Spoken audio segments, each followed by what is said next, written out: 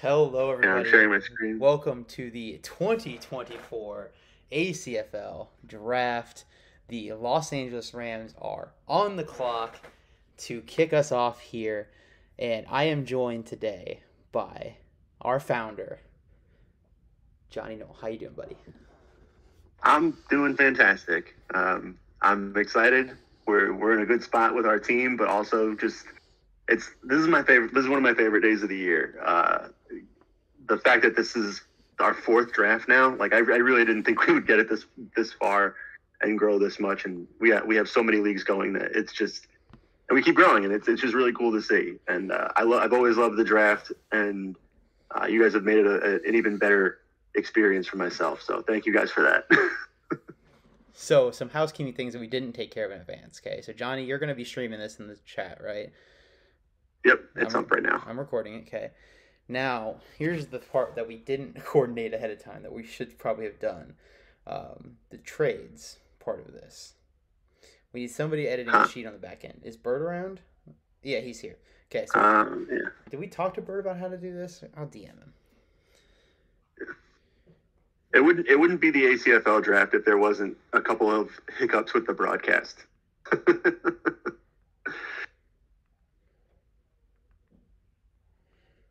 Basically, there's going to be no trade cards this year. The macro broke, essentially, somehow, and it wasn't worth fixing. So when they update the sheet, it'll work just fine. So we will be announcing trades, but they will not have a specific graphic card like previously. But I have the first pick in. I've had it in for 24 hours. Where's the NFL draft? Where's the... Oh, here we go. And with the first overall selection in the 2024 ACFL Draft, the Los Angeles Rams select Caleb Williams, quarterback out of USC. That's no way. Shot, I know. Oh, I forgot to introduce Hude. God, I'm a mess. We are also. I'm just some guy. We're joined by some guy. Not really much success in the ACFL so far, so we pulled him off the street. Just some color commentary, and outside, info. Hude, do you even comment in any of the chats? Like, I feel like I've never seen you before.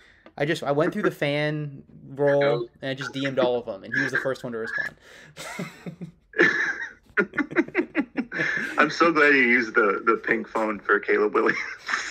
I got a few. I don't have as many fun pictures as I had hoped for, but I got a few in here.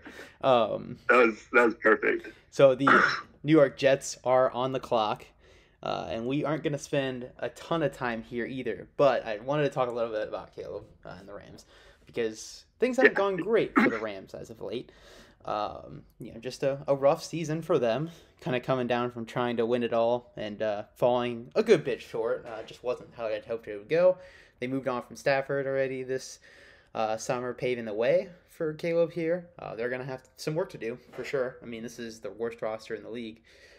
So they're going to have to build up this thing. They've got a first here at the end, and then a couple other, as you can see here, a couple other pretty good picks in that top 100 to hopefully add some more talent around him. I think the biggest thing with this is so real NFL, you have the conversation between if you have a roster this devoid of talent, should you take the quarterback knowing that he's going to have no protection and nobody to throw to? There's no core to really build around there. You can go either way on it. The debate can be had aside from here, but in here, we have a way where you can really salvage a poor quarterback. But the Rams are lucky; they don't have Caleb Williams is going to the Chicago Bears, who are presenting one of the best supporting casts any rookie quarterback has had in a long time. So there's comfort in knowing that you probably have a good chance of this pick panning out in a big way. So aside from that, even though the roster is devoid of talent, they're very likely getting a franchise quarterback here. Yeah. Plus, they have the picks and a great offensive class to turn it around a little quicker than I think would be expected. Yeah. Anyway. I'm 100% going all offense with every pick if I'm the Rams. Because they went defense last year. I mean, look, this is the exact opposite, which I think that's a big mistake. Looking back on it, a team that needs a draft quarterback now, they should have definitely at least balanced it out. But at the very least, they went all defense last year, and they had some decent hits, Yeah, right? I think Van Ness looks pretty solid. Herbig had a great year in limited run. yeah. Tomlinson, I think, is a I starter too, like Simpson is. So. I think if you're the Rams, like you're hoping that you can get one or two quick hits on offense. You're hoping one or two guys can show something in their rookie year and look like, okay, this is a true building block for the next season. We can actually these guys help us be able to compete next season in the sim, and then using some of their draft capital next year to try to bring talent in that like more immediate talent, players who you already know are good. Don't you have to use all the picks, but they have enough of them that I think that they can make some aggressive moves and be really smart about it to really bolster the offense. So you'll take a 1-year hit with Caleb. He won't be very good. He'll sim well, but maybe not as well as you might anticipate. And I think then it becomes like, okay, we gotta really start to get aggressive. But right now, it's fine to have like a waiting period. You go all offense, build it up, see what you got next year, and then really try to like take the core that you take in this year's class, and that's what you build around. And then you add a couple of young guys to it too. Still, Yeah, 100%. So I have the Jets pick in as well. So we will transition to that.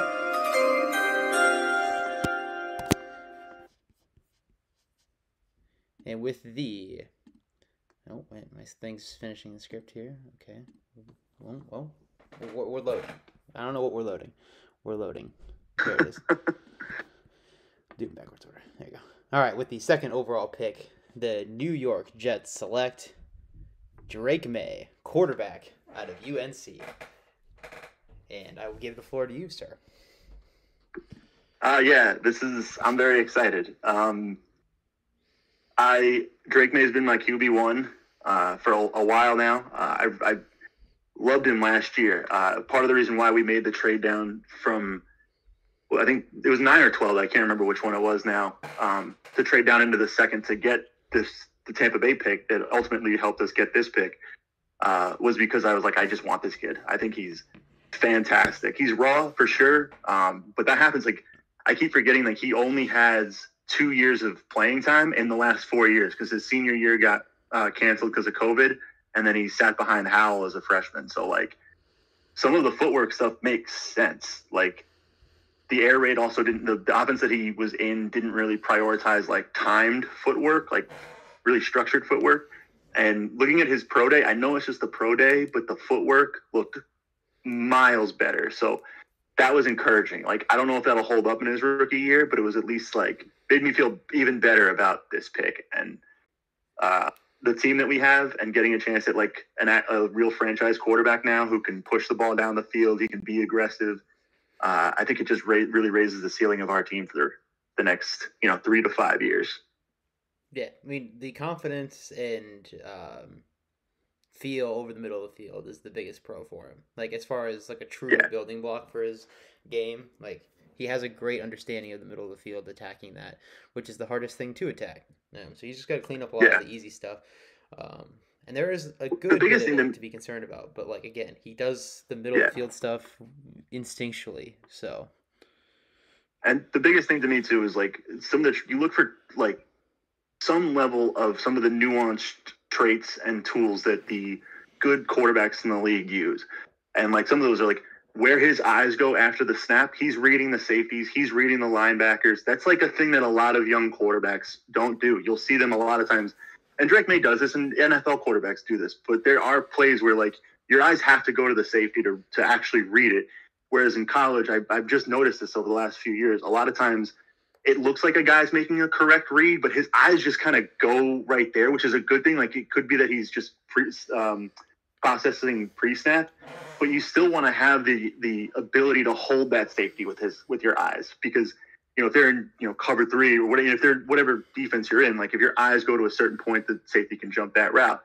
And so Drake May has that. His ability to evade pressure in the pocket and create time in the pocket instead of just scrambling around, I think is a really special skill that a lot of the elite quarterbacks just kind of have an innate understanding of.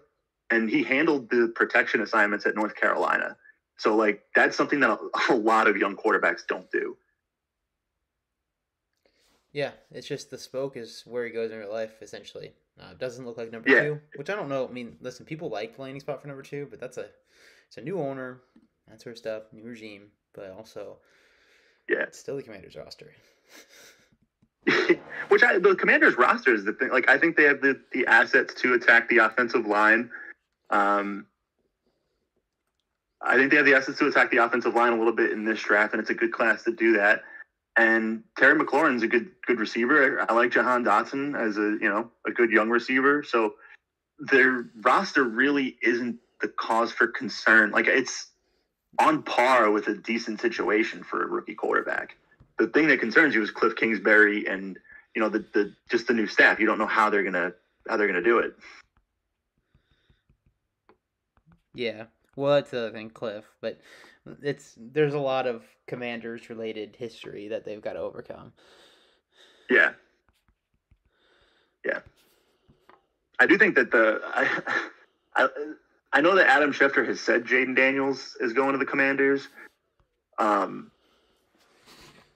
But I don't know. Like the trading of Sam Howell, I feel like is a pretty decent indication that it's going to be Drake May, or at least it's not as certain as Schefter's making it seem.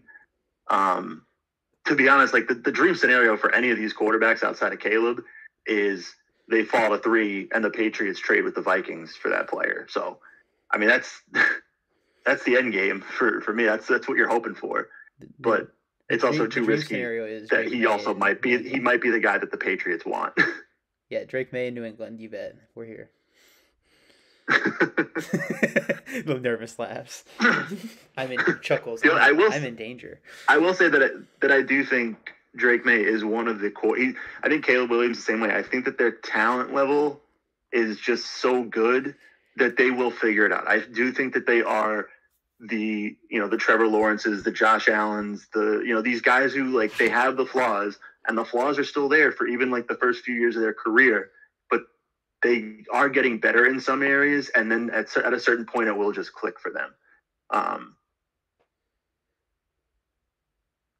So I mean, I even if he goes to New England, I'll be mad because I'm tired of. I don't want to watch the Patriots, especially after giving up my Jets fandom. But if he is, I'm still pretty confident that he'll be fine. Houday, you got anything to add? He seems pretty confident, and this has been the move they've planned out all off season. So it actually wasn't planned out all off season. We were pretty resigned to the fact that none of the 3 teams were going to trade down. And so we were like, all right, it's going to be Marvin Harrison Jr., and we're going to try to roll with Mac and keep him as good as we can for as long as possible. I just love Drake May so much that I think I asked Vic one too many times, and he finally was like, we're interested. All right, the pick is in. Right under the clock, too. We're flirting with it this time. But with the 3rd overall pick, in the 2024 ACFL draft, the New Orleans Saints select Marvin Harrison Jr., wide receiver out of Ohio State. Thank you. I just can't believe it's real. I'm not like having Marvin Harrison Jr. and Jamar Chase is going to be really fun, but I just can't believe it's real. Yeah, I can't believe it happening either. Also with Nico Collins, but also like, sorry, I'm jumping on, but I literally said this like 2 months ago. He did. He was. Yeah, we definitely had conversations where it was like, and I think that was like part of the reason why I decided I wanted to trade up. Because I was like, well, there's a chance that Marvin Harrison Jr. might not even be there for us. And then, like, if it's Drake May, fantastic. But I didn't think that Vic would take Drake May with the Raiders, or somebody would trade up with the Raiders to take May. So we would have Daniels, and I'm not a fan of Daniels. So then it's like, do we take Neighbors? Do we trade down? Like, whatever. So, like, Warchild very much was on the money with this. It's funny to me. Because especially now, the Raiders have the trade down, and they can take Jaden Daniels now. Yeah, that's gonna be an interesting one. I gotta put them on the clock. Shoot, good call. Like that's I don't love Jaden Daniels, but it's free money at this point. You're being drafted in the middle. You're going to be drafting twice in the first round the next 2 years. You know, take the shot at the franchise quarterback if you like him. If you don't like Jaden Daniels, then I think you're happy with Malik Neighbors, but you're a little disappointed that you're not getting Marvin Harrison Jr. But what I wonder is if they're caught off guard by this. Because I know that this was kind of going around it was gaining some steam in the few weeks, but hang on, I'm getting a note.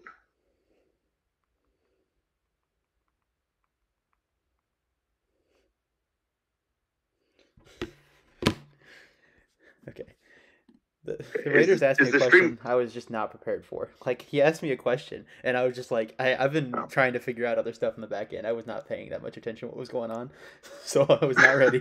But anyway, the pick is in for the Raiders here.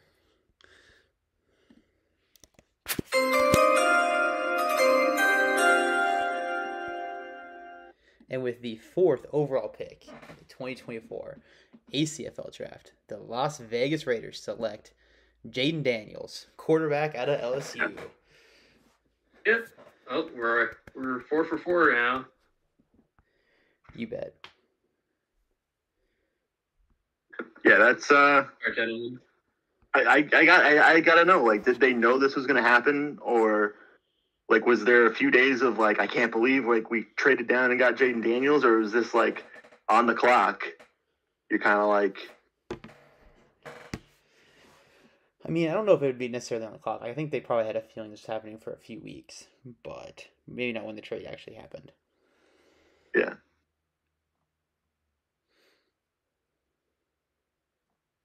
I mean, I love it though. Like, he's probably the odds-on favorite to go number 2.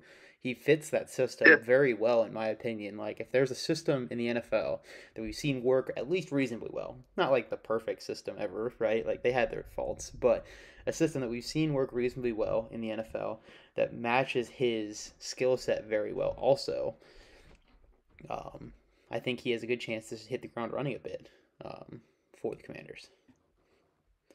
Because, like, that's the thing. Like, so the Cliff offense, at least as we saw it, was very bad at moving receivers and hitting the middle of the field in an effective way, like scheming open those targets.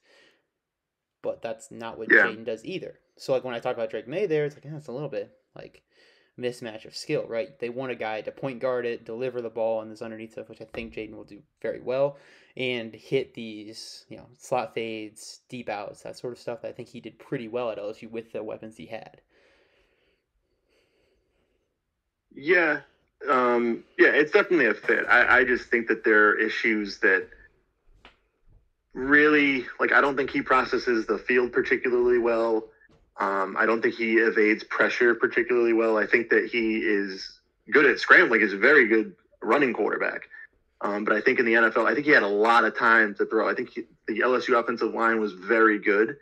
And I just I'm not super confident in his trajectory. I mean, I could be wrong. There are people saying like he got better throughout the year. His processing got better throughout the year. So maybe that is true. I personally didn't see that or feel that on his tape.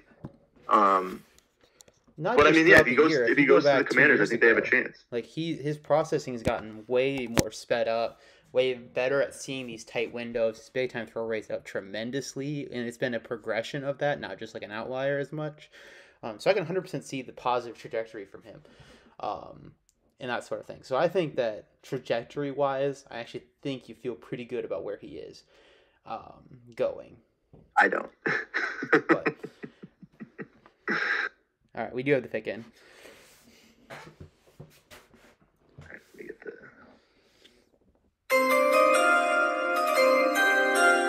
And with the 5th pick in the 2024 ACFL draft, the Seattle Seahawks select Malik Neighbors, wide receiver out of LSU. Hey. I think that means we're 5 for 5, baby. You bet. I mean, these picks were all pretty locked. The only thing that really changed was the order, but the order only really changed because there's more rumors to the Saints going with Marvin Harrison Jr. But yeah, it seemed like these are the top 5 guys in the class, like the consensus. Not necessarily my evaluation, but like the consensus is these are the top 5 guys, and it's not really going to stray too much. These will probably most likely be the top 5 picks in the NFL draft. My legacy's on the line of this one. I've said that Rome is the 6th of this group, and then after that it starts. So, legacy. I could see that. Although I've talked about that, I'd like them to take all here now, but from who I think is how I felt about here, I think Rome is 6. But we'll see.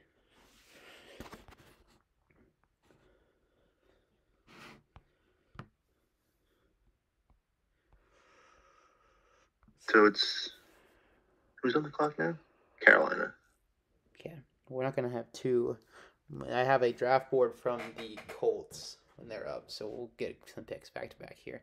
But they're looking good. Their board isn't falling apart, which is nice. I like it when that happens. Yeah, I think that especially after the Devontae Adams trade, there's an interesting direction they can go. They can load up at wide receiver and have Adams in Rome for 2 years, and then you let Adams go, or you have Devontae Adams and you grab your franchise left tackle. Yeah, it is funny that the Colts sent me a board that's 9 deep. Why? Who did? The Colts. Like, what did you think was going to happen? 7 picks. Like, I don't understand why there's 9 names here.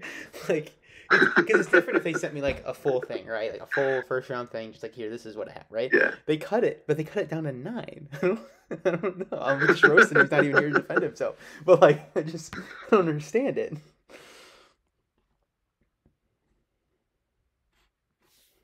Panthers take Odunze or Bowers, then the draft can start.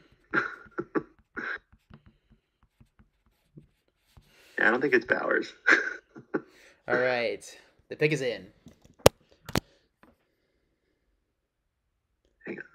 I'm coming. It's okay. The script's taken its time too. We're ready for shot.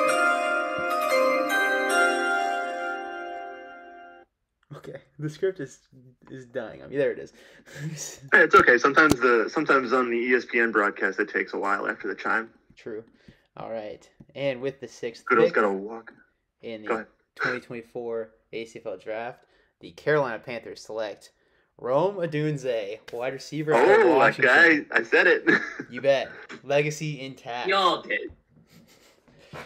We all did, Brandon. I wish they would have done all. I thought that there was a chance that the Devontae Adams thing changed it. Like I thought that there was a chance. Like, okay, they've got a good receiver now. They'll go with a tackle. But yeah, I think that it's pretty clear. These are the guys. Yeah.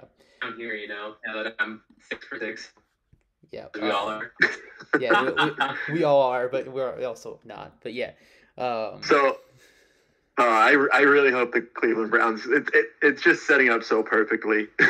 It's really. Please let the Browns go Joe Alton. The Browns, yeah. But yeah, I think they should have gone O-line with the team how they did last year. Like, they can replicate the same success with, they would see a better receiver there, and they could have gotten a franchise left tackle. But yeah, I can't argue just going, crazy weapons and, quick hitting stuff too. Like, and Rome's just, Rome and Devontae in the sim will both be guys who can kind of just like, this doesn't look good. We'll give him a chance. Yeah. So we'll see how that goes. Which is something they didn't have last year. They didn't really have a guy who they felt good about like winning these contested catch. They got guys get open, which I think is better, but they didn't have that guy. Yeah. Anyway, the Colts pick is in.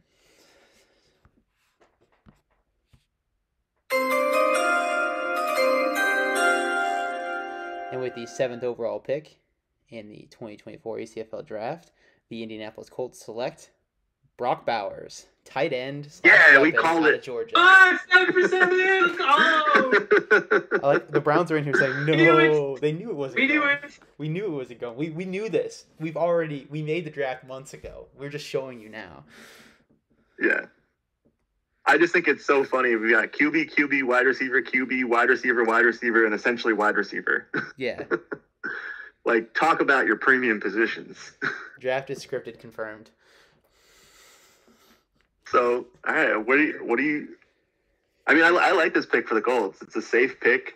You start your ownership era with in the draft, grabbing a very solid, very good prospect who's very likely to pan out both in real life and in the game. So, Hey, worked for me. But yeah, he's gonna. I think he's gonna put up Raise the crazy flag numbers for you, Coco. right away. Like he's gonna play slot receiver, tight end. Like he's gonna be out there getting yeah. some real targets with them because it's Pittman and him, Bam Douglas. Those guys. I also think he fits really well with the offense that you're probably most likely going to run with Mac, which is kind of what like every team would run with Mac. I think you probably did it. I did it. No, I wanted. And I to think throw they're going it to deep. use tight end. What? I wanted them to throw it deep. I got a Super Bowl with that. I just had a bucket in the field.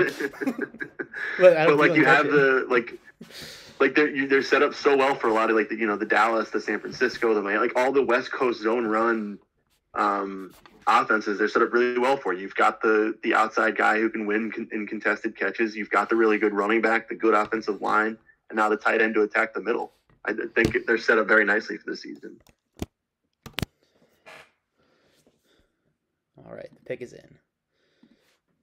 Oh, my God, 8 for 8. Joe, And with Where the the dead 8th body. overall pick in the 2024 ACFL draft, the Cleveland Browns select Quinyon Mitchell, corner out of Toledo. Oh, I should have called this. I had it either him or Turner. Yeah, I was Yeah. in reverse, and it was him. I can't believe I never thought of Quinyon for the Browns. I remember talking. I was like, I don't know who feels like they're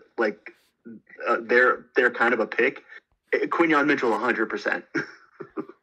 It was a 50-50 ball. It was either Quinyon or it was Dallas Turner here, I think.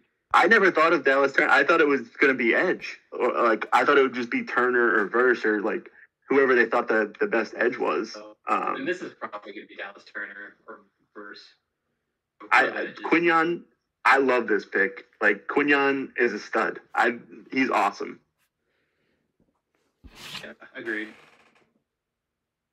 A lot of people have him as defensive player 1, and I think with good reason. So, I think for them, it gives them another great corner to pair with Denzel Ward. And honestly speaking, I think it seemed like logically the place they really needed to help was Perry or on the edge to pair with Miles. So, yeah, a great player here, and I think it's a really good move by them. If they weren't going to go Alt, then this would be the way to go.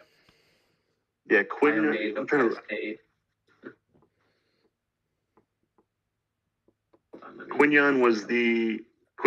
was my 6th player on my board.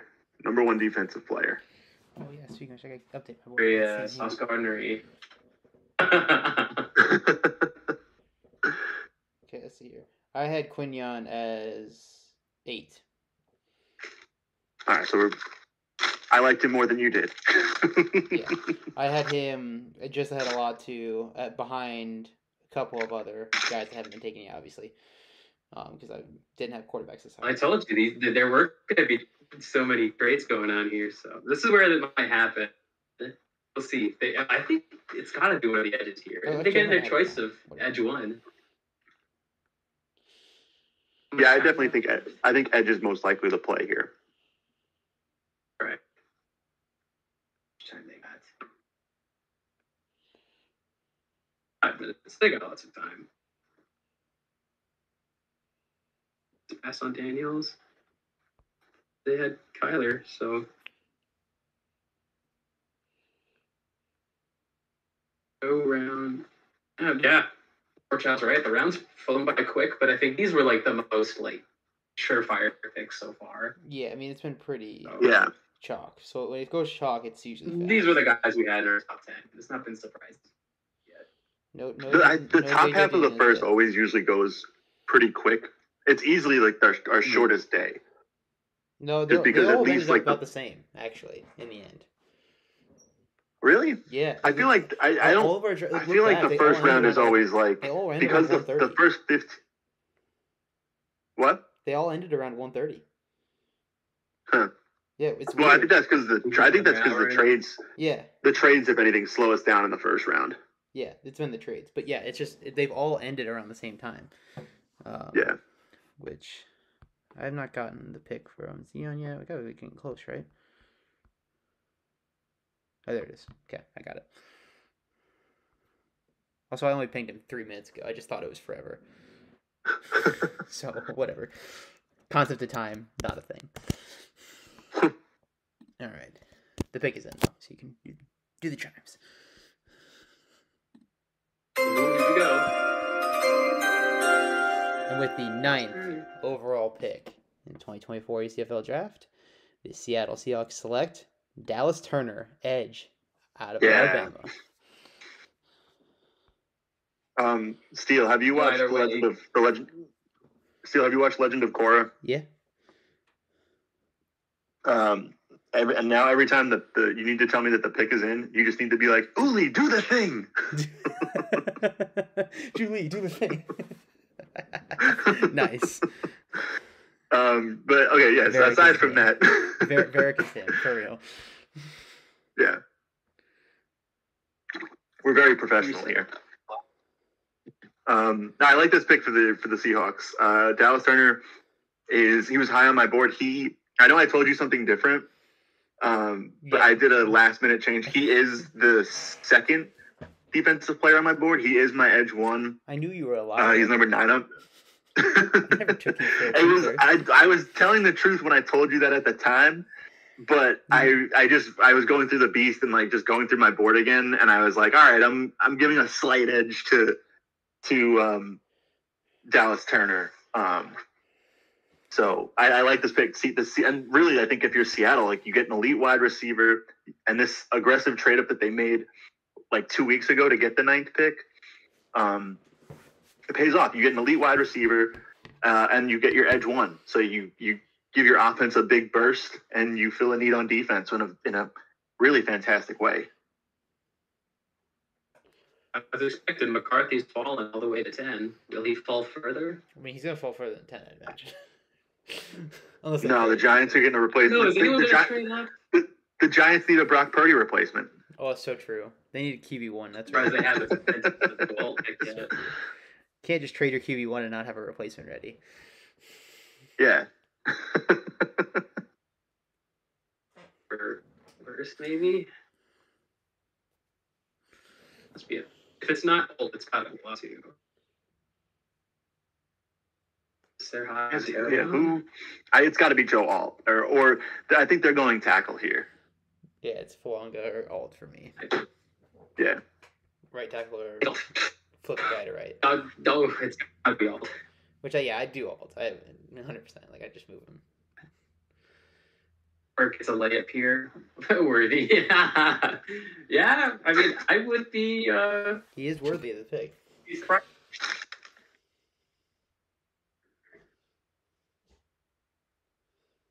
If Alt falls to England, very interesting. Tens of or does New England take JJ? They do love quarterback. Spent the most on quarterback. I don't think they're gonna do it, man. At least most on different quarterbacks.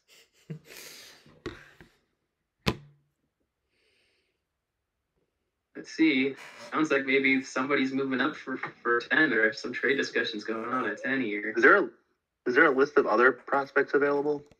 There is a sheet that's been posted in the announcements that has the full board. Okay. By position and stuff too. The pick is in. Patriots. Julie, do the thing. Oh, here we go.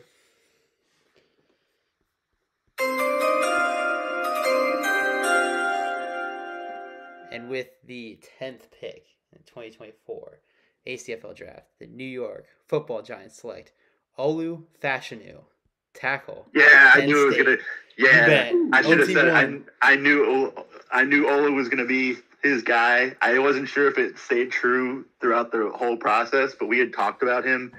I love Olu. I can't believe he's what's happening to Drake May with the quarterbacks is what's happening to Olu with the offensive linemen. Yeah, Getting dragged through the mud for no reason. Olu's been my one the whole time. He has not moved. And yeah, he's sick. It's kind of the same thing where it's like he's the number 7 player on my board. He's right behind Quinyon. He was 5 for me. It's like there's definitely things he needs to clean up, but he's the stuff that he presents at such a young age. He's like, I think just barely turned 21 or something like that. Like, yep, he'll be 21 his whole rookie season. He's going to get better, and he has the athletic profile to get better. He has the mental. He loves to hit people, and like you want those guys because guys who want to hit people who have athletic profiles and are very young tend to be the guys who do add to the rest of their game. Yeah, I mean, all he needs to do is just get a little bit thicker in the lower half, and then you're feel. Yeah, really he needs to keep his eyes. He needs he needs to like keep his eyes level. I think whatever that. Well, because he does such a good No, it is, job I'm blanking recognizing these stunts, but he's looking for them Yeah. too much. He gets himself over. Yeah, exactly. He shifts his eyes around a little too much. Yeah, he's looking. He's holding his backhand out there too much and getting his hands hit down, or he's getting it into his chest before he's ready. Like little stuff like that. That gets fixed with professional coaching and experience. You gain confidence in your ability to get better at it. Like that's all that's happening to him right now. Yeah, it's really. I had no worries about him in pass pro, and that's what I look for mainly. So I love this pick. So I love this pick for the Giants. Thought there was a chance that it might be wide receiver, but I mean I had Olu so high on my board. I think none of the receivers match what Olu presents as a prospect. I think Olu in a normal draft, like if you put him in last year's draft, he's easily a top 5 pick to me. And so you're getting that guy at 10th overall, fantastic value. Yeah, I love it. Huge fan. Plus, we got to protect their second round pick at quarterback. That's true. Like with Andrew Thomas now, you get great protection for your backup quarterback. No, I'm just kidding. I love CJ Stroud, so I can't. Nope. You already said it. I can't do this bit anymore. Nope. You're on my side now. I'm pot committed. You're pot committed. Yep. No hedging now. Yeah. Oh, here we go. With the 11th pick in the 2024 ACFL draft, the New England Patriots select Joe Alt, tackle out of nowhere. Yeah. Yep. Here we go. Well, I had Fashanu at 11 and I had Alt at 10, so I'm gonna give myself a half point. A couple of the ones I missed for one. I thought that there was a chance that they would take JJ, and I thought that their team was good enough that they'd be able to keep JJ good for a while. And I also like JJ. I think he's going to be good, and he probably right now has the highest chance to go to Minnesota. So I actually would have really liked that pick for them. Joe Alt's good too, and he's a building block. It kind of, I feel like, confirms what I've felt is that they're going to go through a slow transitional rebuild. And you get your franchise left tackle way ahead of time. I think that's really great. The Bills go JJ here, you think? I agree. I mean, they saw how well that worked for the Giants with Brock Purdy.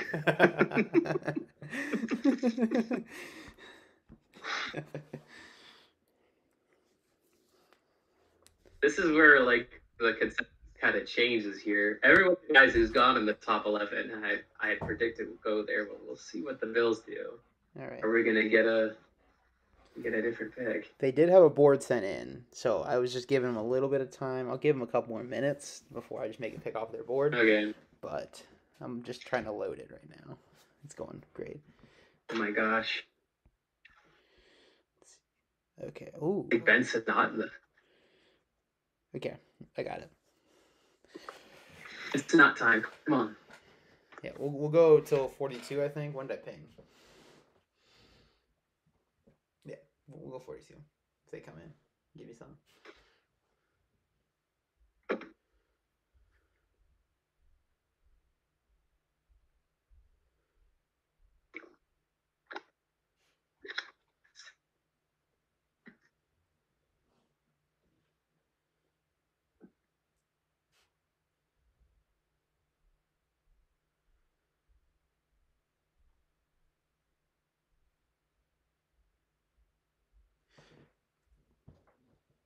I'm trying to think who the.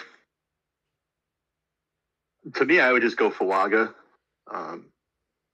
I think they do. I think they need offensive line help. You look at the team needs right tackle, wide receiver, cornerback, but they do kind of need that guy who can break a game open. So I think Xavier Worthy's certainly in play here. Brian Thomas Jr. I don't know if cornerback is. I don't know if they go for Terrion Arnold with some of these other guys left on the board. All right, the pick is in. It's been confirmed by them. They were here to actually send in the pick. So, and with the 12th overall pick in the 2024 ACFL draft, the Buffalo Bills, the real New York team, selects Brian Thomas Jr., wide receiver out of LSU. Yeah. Ooh. It was written. I had it months ago.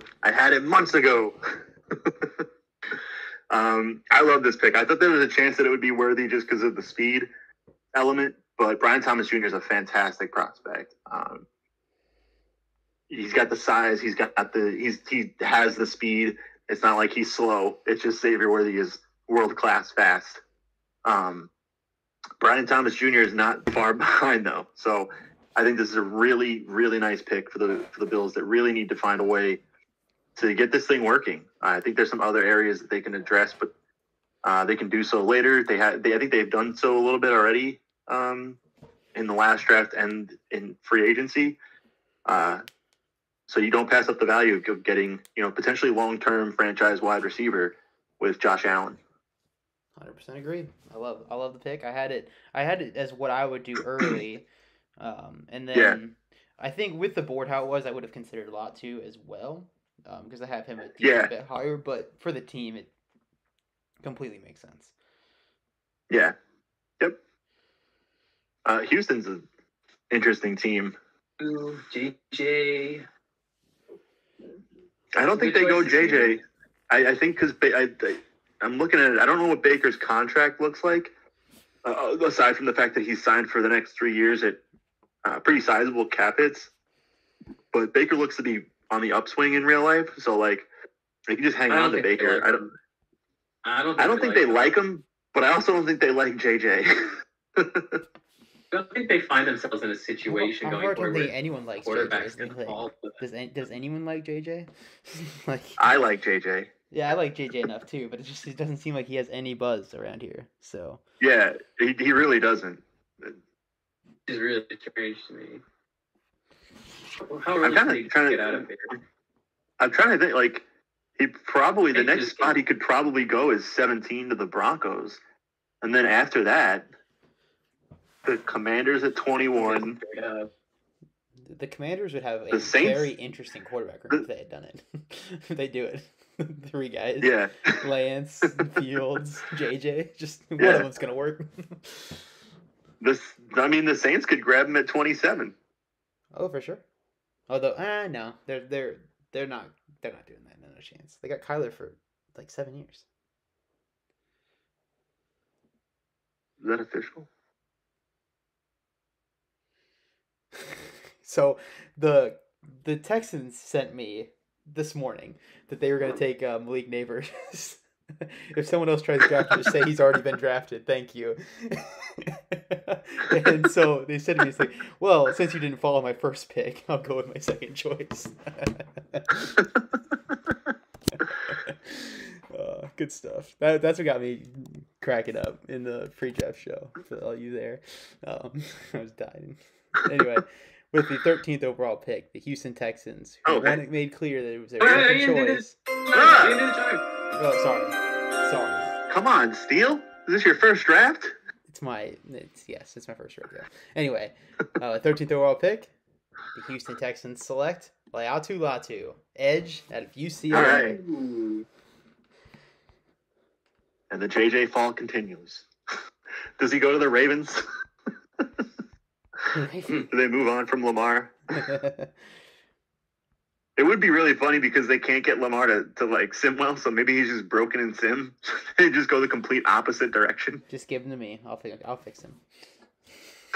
Actually, I've tried to fix him for them too. I don't know. I don't think they do, by the way. I don't think this is not JJ territory. We've already predicted it. But did they maybe go Worthy? No, they don't know. sent a trade in though. Oh, we got a trade.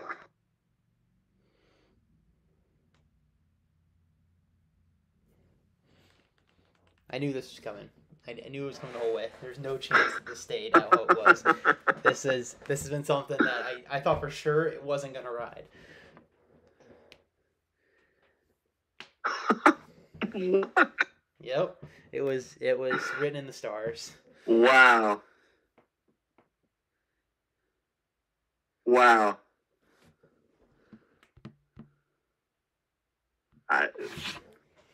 I like this a lot for one team. Oh, I wish I knew that this was happening before. How'd you not know?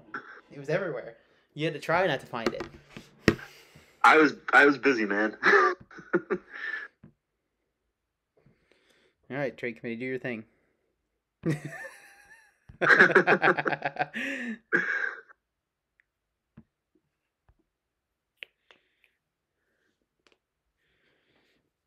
You ever put the what's going on? Yeah, pull it. Fine, you can't.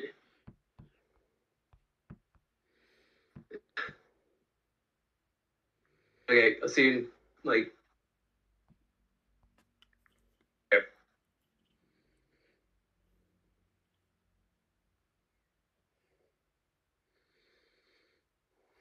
Oh, I was.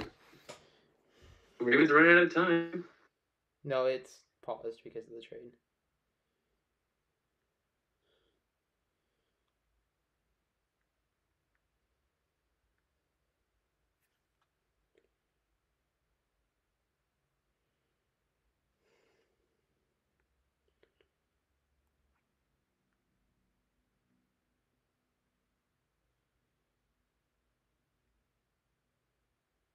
Yeah, I don't get why this is so. I don't understand. This is just This, like I think yes, you kind of look at it like, why didn't you just do it right when it was on the clock or whatever? But like, it's also like now. but it also makes complete sense to me. Like, yeah, I will take this player. He's very good. yeah. So, but I want to make sure that like.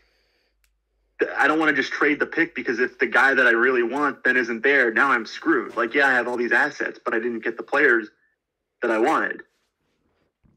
Yeah. Wait, what's happening? You'll see. Oh, okay, you tell us. Who day? I love the company loyalty. Okay. This comes out. Yeah. Wait, what are we talking about? All right, we have the votes. I'll announce the trade. So, the trade is for the pick on the clock. The Baltimore Ravens are sending the 14th pick, 24th pick, the Houston 2025 first, and the Baltimore 2025 second to the Saints for Marvin Harrison Jr. Huge. Way to go, Ravens. And give me a They fucking did break. it. But also, I don't really love this for the Saints. I get it, and it's just Dude, the Ravens literally paid with. I don't hate it. it's a deep receiver class and all That's that. crazy. Like, it's not. I'm waiting for the. No, it's not 4 first. It's 2 first, 2 seconds. But yeah, listen, for Baltimore it makes sense. I get it for the Saints as well, because we said they have great receivers already. It's a deep receiver class. They probably take one more. With Nico Collins breaking out, like, you can kind of run with that.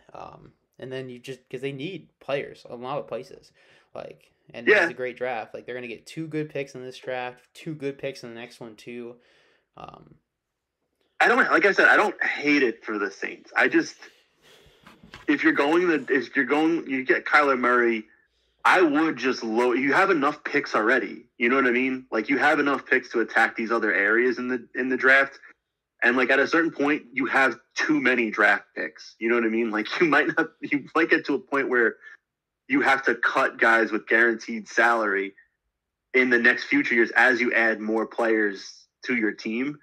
So it's like, it just feels like a wonky strategy to kind of keep trading down, like keep doing this and keep accumulating just an insane amount of draft capital, and pass up on some of this talent.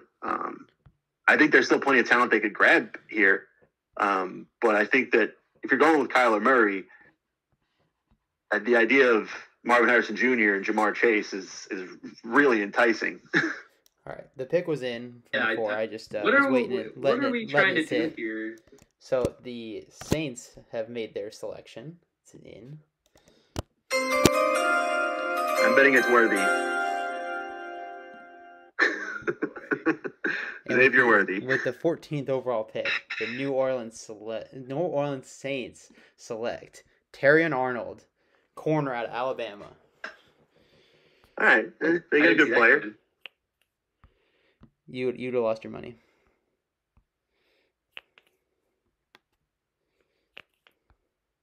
Yeah, I like Arnold.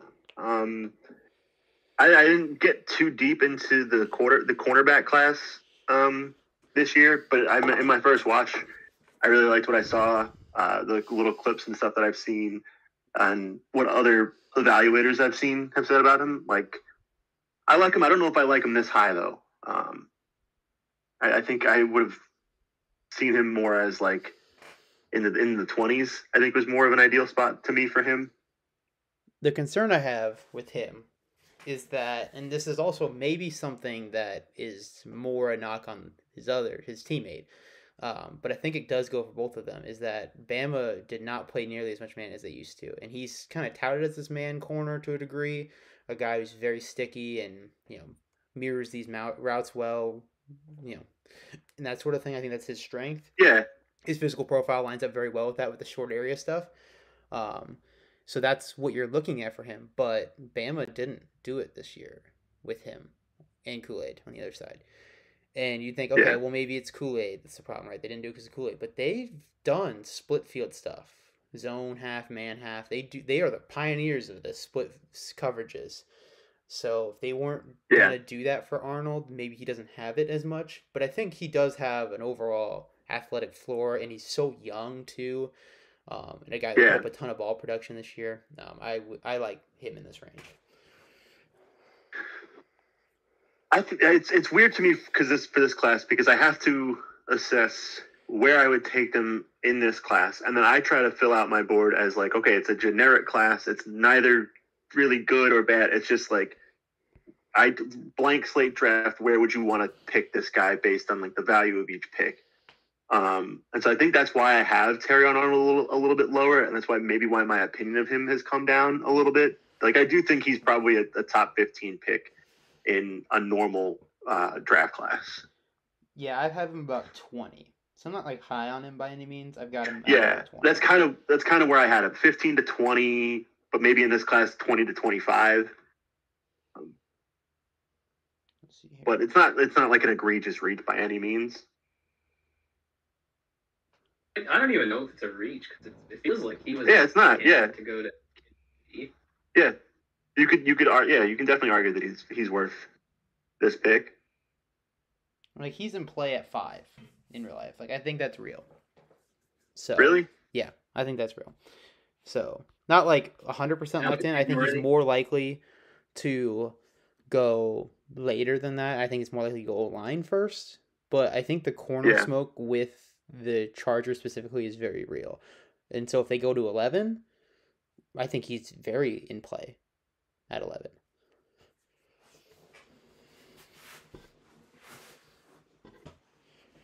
Especially because they can go to the receiver at 23 and feel really good. Then corner probably less so. Here's what happens here for KC. They're shaken up a very interesting way. Somebody wants to come fetch him, but Broncos might get him at 17 without even having to move an inch. Dude, this has been a very, with the Marvin Harrison, Eli Manning style stuff, I mean, man. All right, we got a couple minutes here. We're going to call up the captain here. He is our betting consultant for the day. We've got our over-unders from the previous show. We did our polls in. He has a few of them that have already wrapped up, so go ahead and talk if you can, Captain.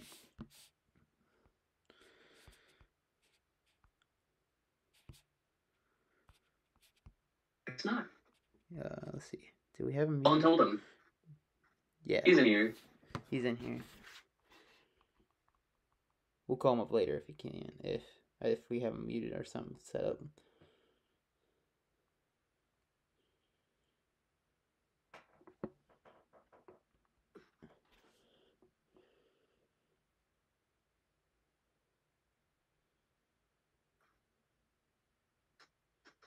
HJ, man. What the fuck? Jeff. Oh. That's crazy, man. Don't have this permission to speak. Let's see. Can we add a role to him? Let's see.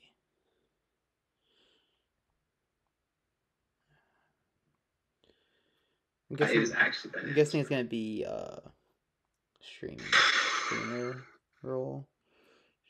What the heck, man? Try now.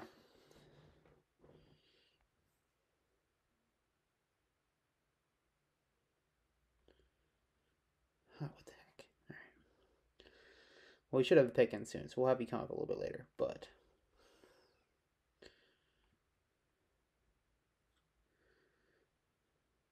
I'm scared to click on the server and edit, or click on the voice channel and add it, because if I join, it'll mess everything up.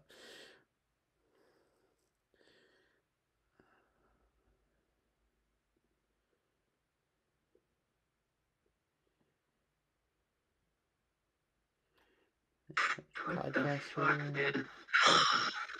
Well, they tanked and they still found a way to get them. Good on Baltimore. They found a way to do it. I love this for Baltimore. You get Lamar.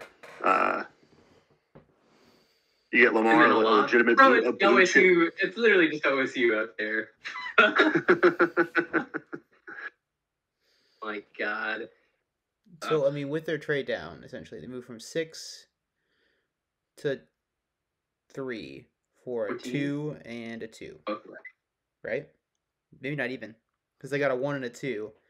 And, like, And, basically, they swapped the they might have gotten it for just a 2. 2026 first they got from Carolina with the Houston first thing. And then added a future 2. I don't know how that works out. I think they ended up net wise. It might have only been a 2 because it was 14, 24, and or not. It was 14, 45, and a future first to go up to 6. So they instead add just a future second and go from 6 to 3. Oh, now it's working. I left and came back. Perfect. We'll still let the Chiefs pick because they should have already had this in. I think. Probably. There it is. He's in now. Okay. The pick is in. Oh, hang on.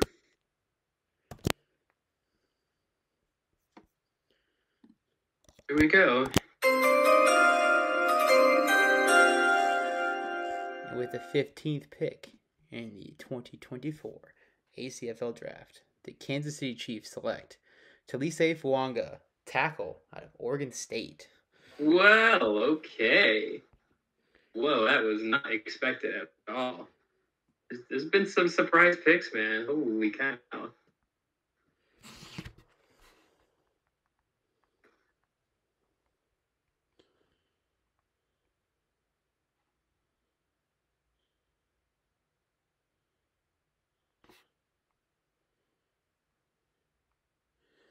Ooh. All right, the pick is in as well. No, you come on. More of my correct picks, man. This has been bananas. This from 13 all the way to 15. It's been bananas.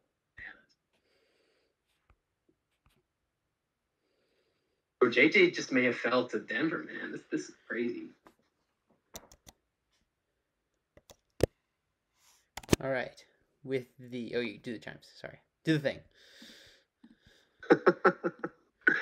I love you back there.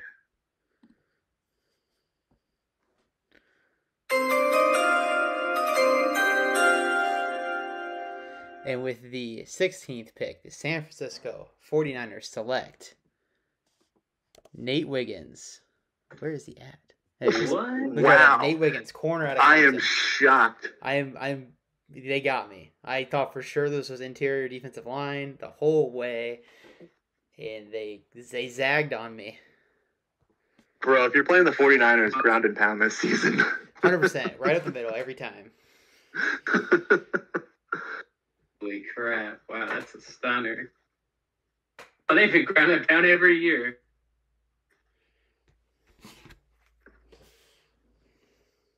I got to hop off for a second. Yep, I'm going to just switch 1 sec. Okay, if you want to come up, Captain, and talk about your props. Oh, not yours, but the props. All right. So, I don't know which. I guess we'll go through the players first because they're kind of the easiest. So, the JJ McCarthy, his over/under was set on 8.5, and we've crushed that way over. He's probably going in the 7th round now. So, He's never going at all. yeah, undrafted.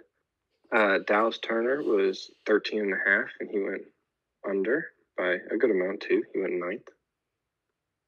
Tyron Arnold went way under. His over/under was 19.5. He went at 14. I guess it's not way under, but pretty under. Pretty under, yeah. Worthy's over/under was 14.5, and he hasn't been picked yet, so he's at the over. Jaden Daniels over/under 4.5, so he went under. And then the defense, the first pick of a defensive player over/under was 9.5. That was under because Quentin Mitchell went 8. And then lastly, so far, total offense in the top 15 was at 11.5. And we ended up with 11, so that was a really good line, and it did end up under. I thought that would be close, but yeah, with the Arnold going before, it was the difference maker. Yeah. Oh, and then Latu went under 15.5. I mean. Yeah, so we have a couple of them are really close. Corners, 4.5, they're at 3. Edges, 3.5, they're at 2. Total defensive players is now 2. You should have 3 of them or 4 of Yeah, them. now at 5. That's at 9.5. O-line at 3. It's at 8.5. We haven't got the run on wide receivers yet that we were thinking we were going to get, so that's currently at 4. That would be a good line to watch.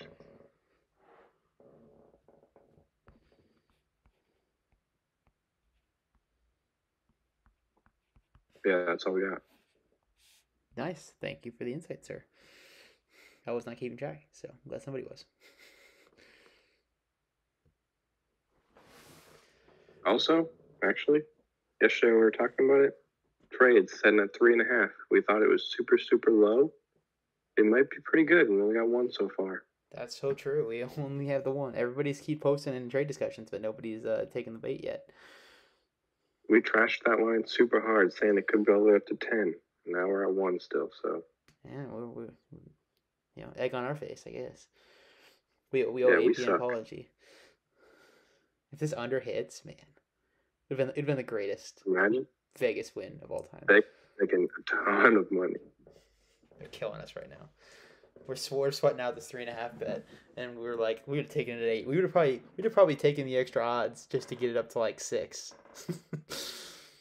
Definitely. I mean, I said instantly double, and you said 10. So Yeah, that would I have was been taking like, over 10 at like plus 5,000. I mean, 1 in the top 10. And that only happened once we got to 14. So it kind of depends on the wording of the bet if you would even cash out if you bet 1 in the top 10.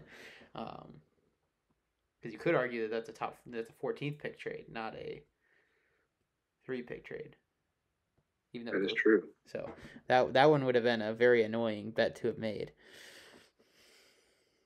A lot of angry customers. A lot of angry customers.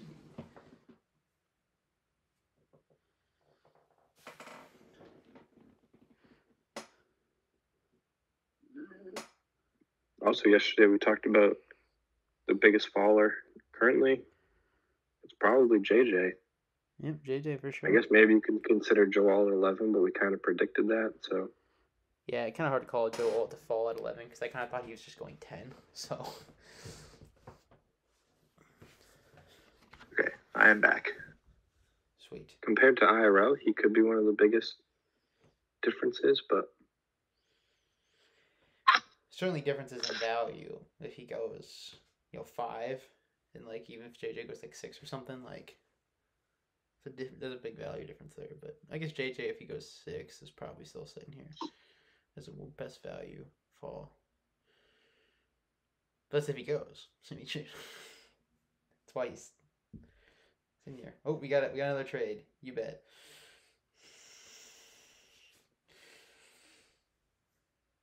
all right, there we go. This is just like we said. Getting closer to our over. We're saying trade down. They're gonna take Penix. We said this already.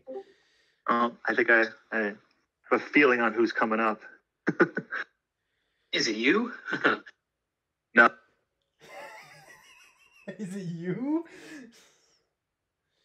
What? How did the Dolphins have 19? Oh my god, the sheet's wrong, man. No, the trade selection was wrong. The sheet is completely wrong. What sheet? Oh, I'm reading my other predictive. Oh my god, Steele, I'm such an idiot, bro. I wasn't gonna say I'm literally it, but looking now at you my have. raw. I'm looking at my predictive bot. I've been looking at that this whole time. What am I doing? What am I doing, bro? I was like, why has I already made the pick? What's going on? I'm like looking at my predictive board like, huh? What's happening? So I'm going crazy? I was repairing my my sheet. I think I had like something happen at 19 and I like copy pasted Miami or like Seattle to put him back, but for some reason it usually picks the wrong teams in the formula. So I was just like, what's going on? Confusing myself, man.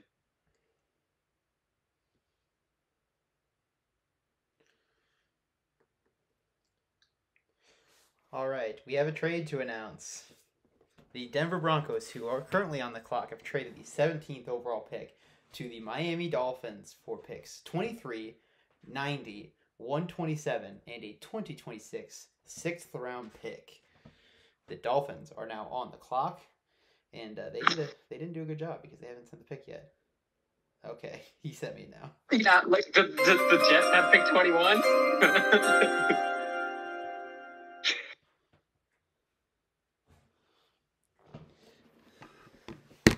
Okay, let's see. I'm waiting for it to update here on the back end for proceeding.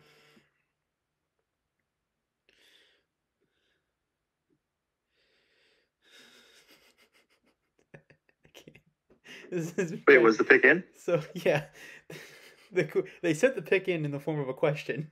I'm gonna reveal the question because if you're gonna be this silly, I'm gonna call it on it. Sorry, brain fart is what he says, but it's too late. He's already done it. Just give Bert his time to cook, let his magic work here. It's got to be worthy. It's got to be worthy.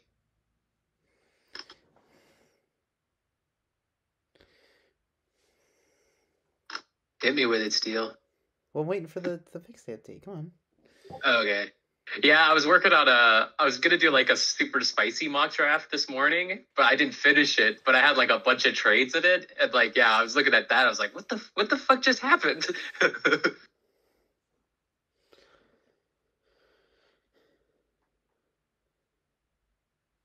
Interesting. Not updated. I had the Dolphins trade up with Seattle to like come and get Adonai Mitchell. So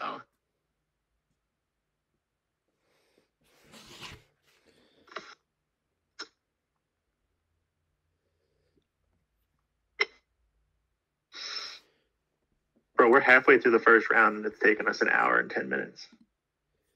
That's awesome. I'll be back in a second. well, I wasn't too far off. I had them coming to 19. They've come to 17. Yeah. It's probably for a receiver. Because I'm doing stuff, man. Get off me.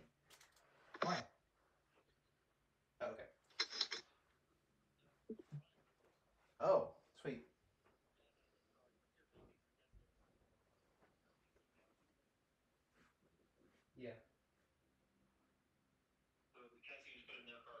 Okay. It's got to be worthy. What else have they traded up for? I'm just gonna open the garage door.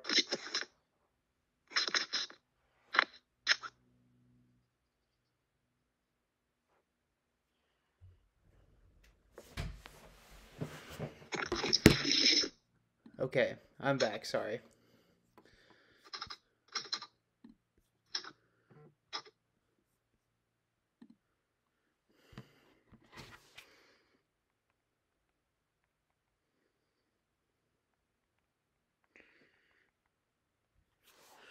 All right, let me second. My computer's freaking out a little bit because I had to exit the screen. Okay, we're updated. Sorry about that.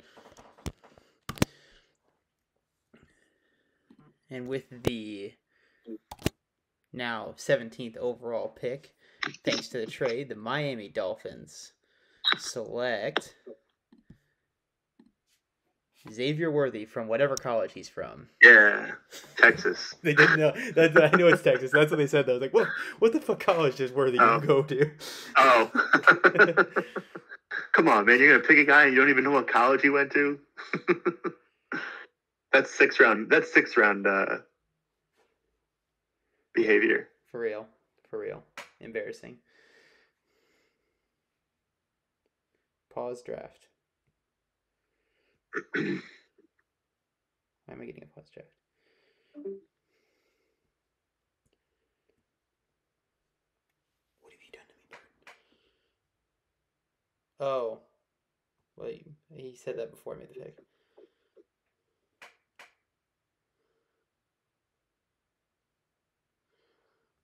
Oh, Steve Harvey. Oh, God.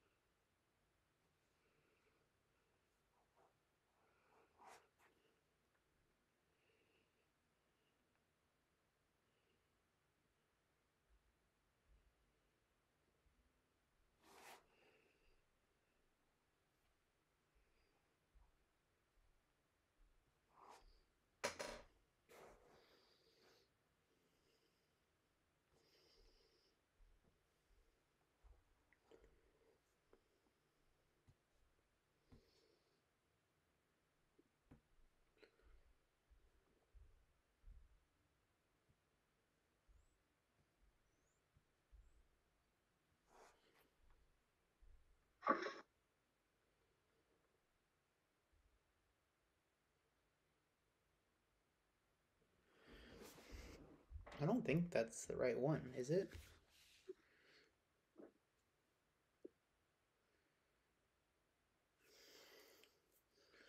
I think Bert might be wrong here, but I'm not.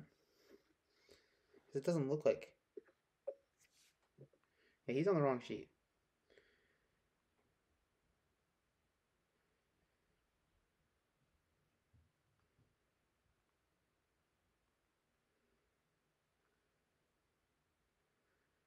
Both the guys I had going to the Chiefs, they're gone now. Back to that picks. That's pretty nuts. I really did not think that that Worthy would fall this far. So that's one for the score, whatever the scorekeeper there, the odds maker. I think we had it like 14.5 or something. Yeah. So that's pretty nuts. Then yeah, Nate Wiggins. Yeah, it was at 14.5, so it did hit the over. Crazy. Yeah, I like it for Miami. They get their version of Tyreek in there, so I think that's well, that's good. I think that I haven't seen like what the trade was. Let's see here. 17. Oh, they didn't even really pay much to do it.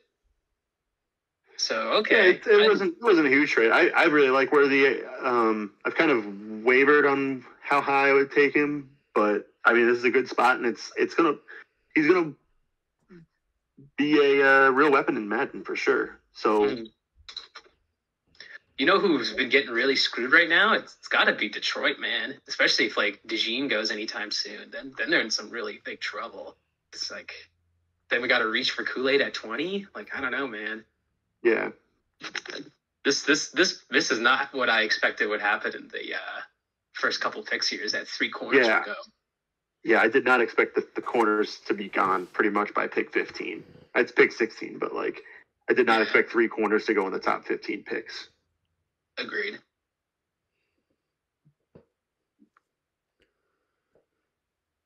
It is interesting to note the 2 super fast guys went right after each other. I wonder if Yeah. any coincidence at all. The Dolphins panicked that the Chiefs would take their guy. So, I mean, I don't know. Feels like that's probably what the Chiefs wanted to do because he would have been the perfect Tyreek replacement. Yeah. If they wanted him, they had to take him first.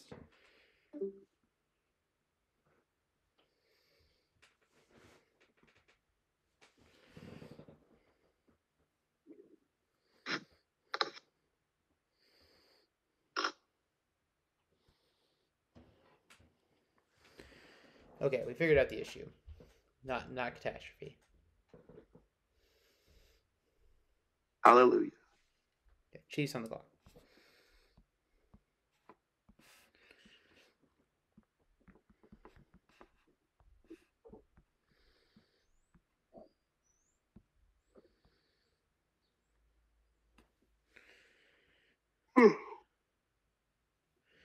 So, craziest pick of the draft so far? I think it's Nate Wiggins for me. That one really sideswiped me. I did not see that one coming. I really thought it was going to be, interior D-line. So I'm very surprised. I mean, I guess the thinking goes maybe like because they have 51 and 55, so maybe they attack the defensive line there, and then with their 4th round pick, like I could see that, but like it's still going to be a weakness for probably a year or 2. Right. And like you really only needed you really only needed like a slot cornerback. You didn't really you needed a cornerback too, I think, but more long term, I think they have like a decent cornerback too. They just needed like a better slot cornerback, I think. So there's more of an argument to be made for a cornerback in the 50s than interior defensive line.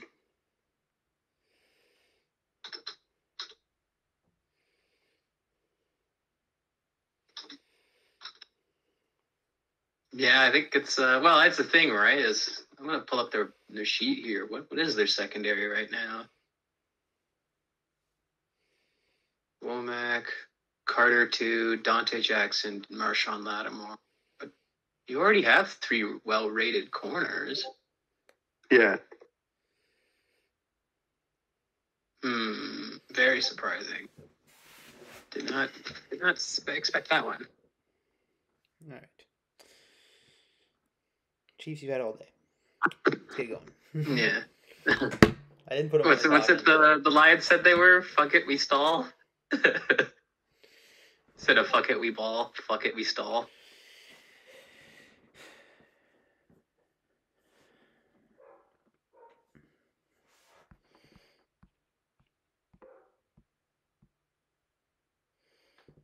Probably should have a different board here.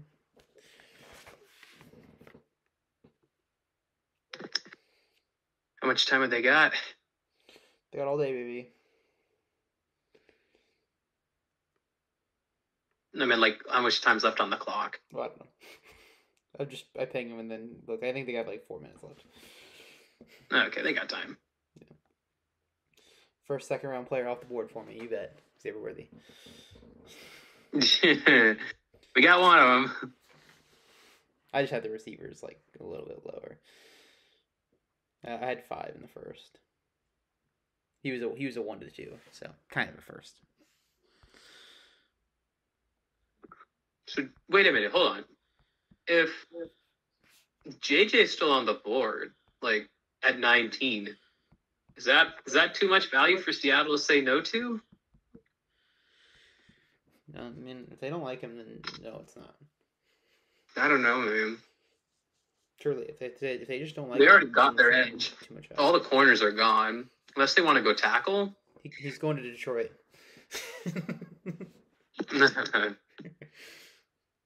Jordan Love not under contract next year. Just give him a year. Heir apparent.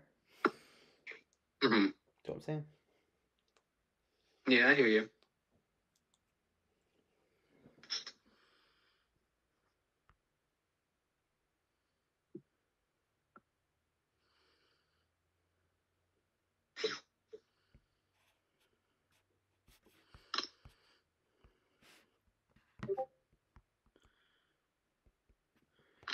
I may have to take a quick recess because my brother was deciding he's going to drop off clubs that he found somewhere.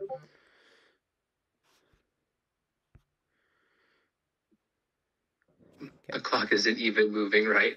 It is. Trust me. All right, there is a trade though. So no, the clock isn't moving. There is a trade. Okay.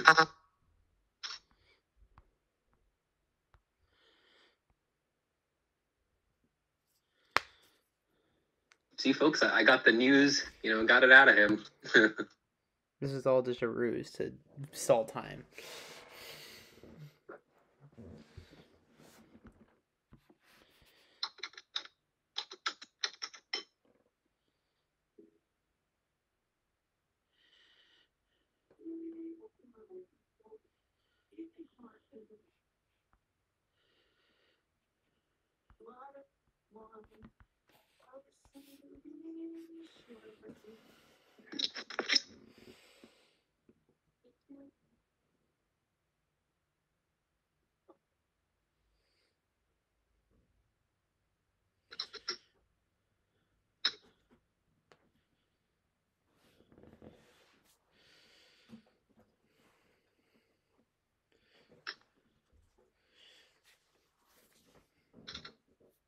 This player taken, I was just thinking, like, you know what? He might fall. And then he goes immediately.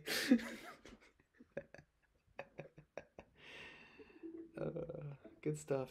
Good stuff.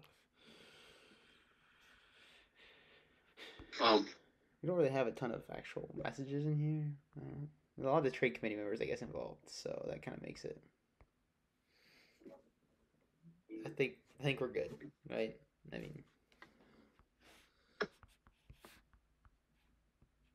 yeah, this has been a strange draft, man. okay.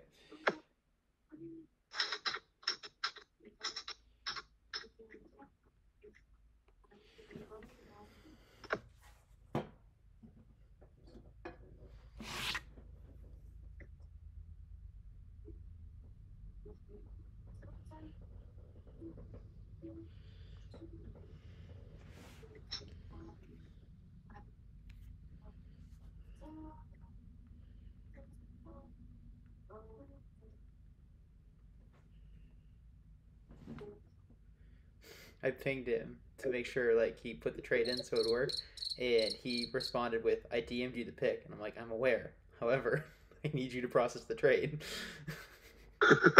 So yes, I have your pick. There'll be none of that today, folks.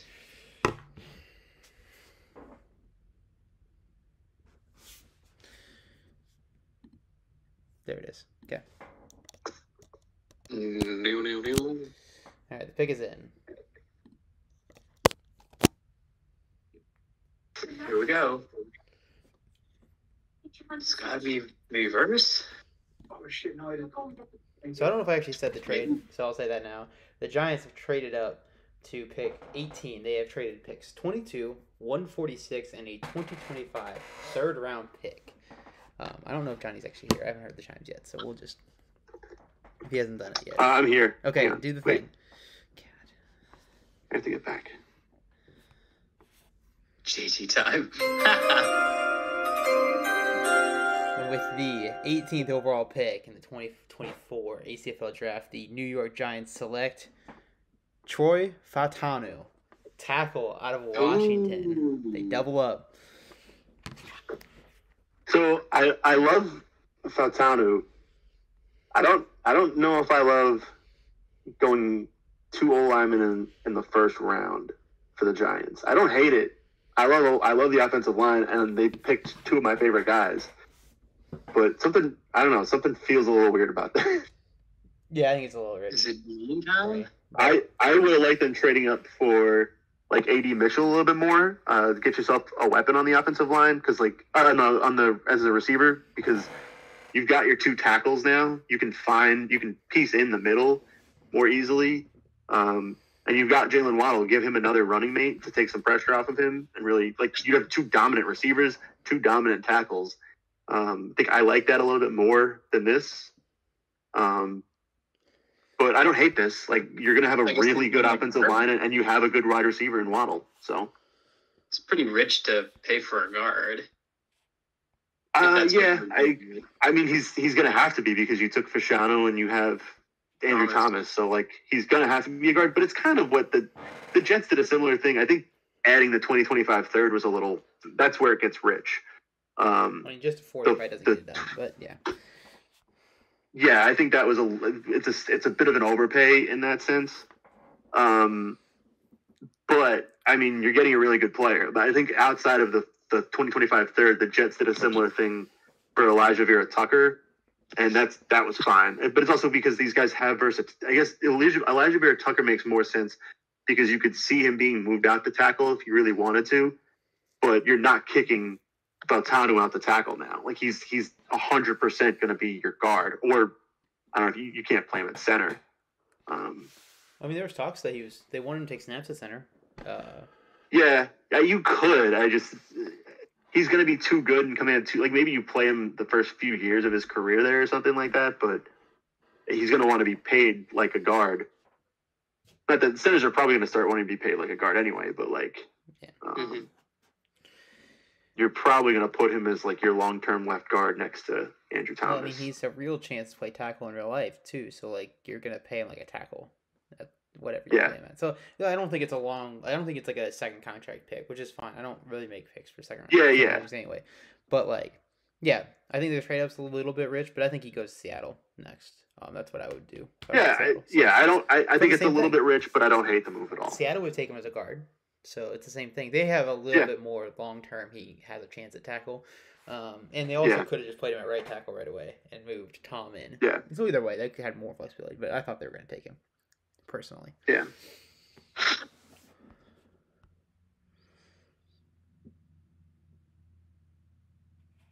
I don't know what your clock is. I can't look at the thing. Bert's been sharing it. His screen is the clock.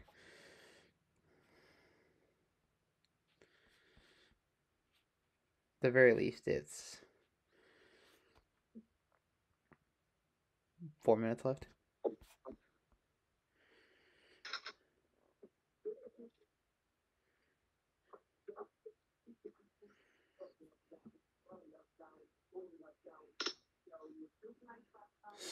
Scrubbing and drafting.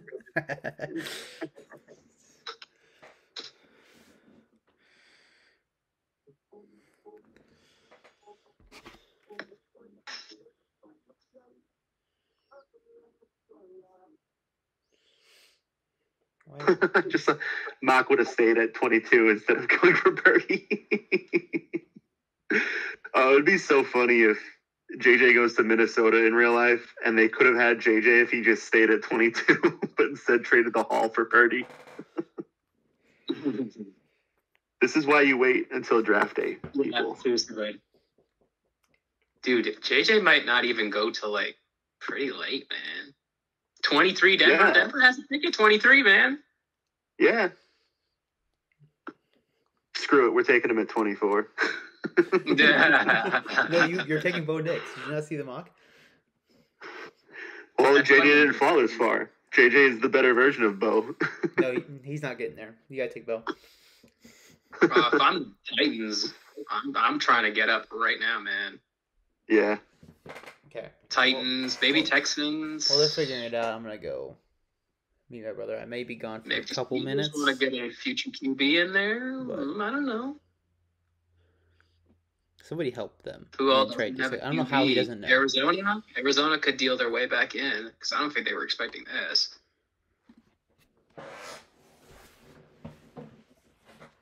Yeah. Indianapolis, maybe? I don't know. There are a couple teams that it could be interesting for. I don't know, man. I cannot believe he's fallen so far, man. Okay, This I'm is back. crazy. They sent the pick in. Someone I mean, go I real kind quick. of get it. Like once the Colts made the trade for Mac, you look at it and there was like there's just not a lot of teams after them that are going to be in the mood to take a quarterback. Right. I cannot believe no one's made a play yet. Surely in the 20s, the price will be low enough for somebody to want to do Hey guys, pick us in.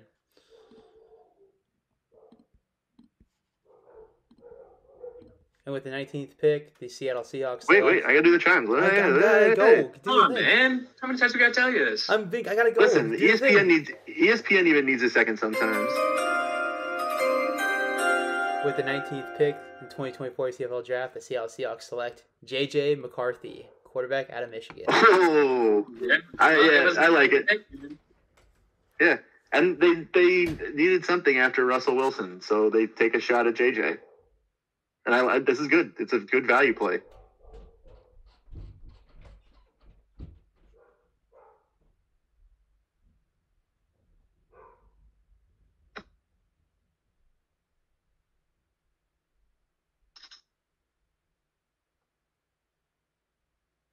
And it's a luxury pick too, especially like if this was their only pick in the first round, I wouldn't love it with kind of how they have to fill out the roster. But like, you grabbed a very good wide receiver, you grabbed a very good edge. You still have a ton of picks to attack the other areas. Take the value here in getting the potential long-term franchise quarterback. And he's personally my QB3, and I don't have a top 10 grade on him. This is kind of where I actually would take him. So it just lines up perfectly. I would play him right away, though. That's the only thing is I think that you do try to find a move with Russell Wilson here. Now, you could sit him, but there's really no benefit in the league to sitting him. We got to take advantage of that rookie. Yeah. Yeah, this is the move. I think it's worked itself perfectly for him here. Yeah. I was arguing that maybe a 9 you consider it, but man, 19, that's crazy value. Can't believe that the Broncos said no, man. That's crazy. Yeah. Yeah, that's surprising. But it's also, I mean, you could just kind of take the temperature of the league. Nobody had really done the turn on him yet.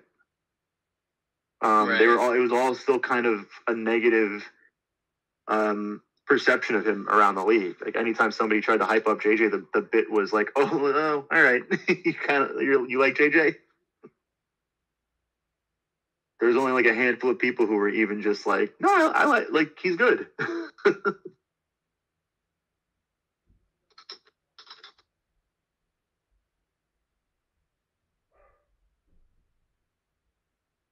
This has been one spicy draft, man. Very spicy. Yeah.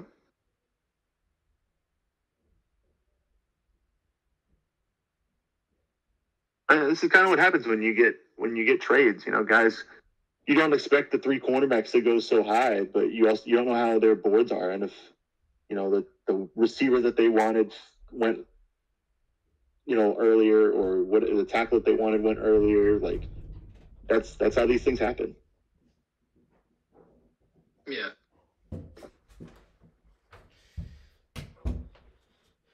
Curious. Ooh, it must be for DeJean. That's the only corner. I'm back. Unless you go. What's up? Kool-Aid. So he sent me the pick. Yeah, you can't risk the Chiefs taking your corner, man. I don't think you can risk it. I think you got to go DeJean right now. They sent me that guy from the college. And there's more than one. There's always more than one. So you can't just say that guy from that school. Come on, Red Sox. Come on, man. You can't just drop just it. Just get like your boy. that. Hurry up. Okay, let me just a second here. I gotta. Oh, that's not the tab I wanted. I gotta reset this whole thing here for a second because I'm back. My brother just calls me like, "Hey, I'm dropping off some golf clubs." I'm like, "Okay, sweet. Sounds good. Well, I'll go get them." Anyway, Oh, now I read the whole. Once I put the context together, I just had gotten back Red Sox. Okay, he did give me enough context to figure it out if I wasn't being a dummy. He made the pick in GIF form, which I do appreciate, but I just didn't. Anyway, you can do the chime, sir. Okay.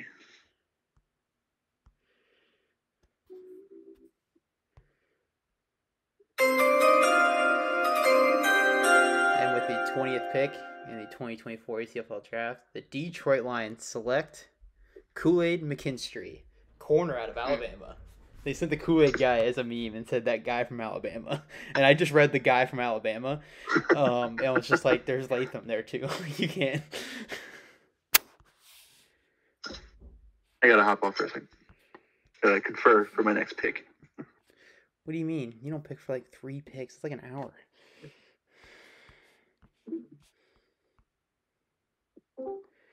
JJ going is kind of crazy, but I like it.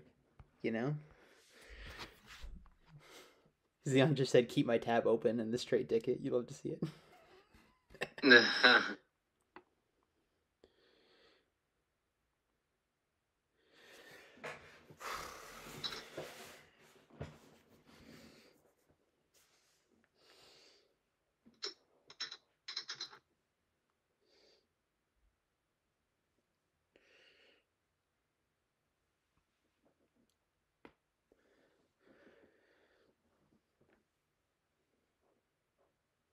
I think Kool-Aid was a reasonable 20-yard split away from being like a consensus like top 3 corner again.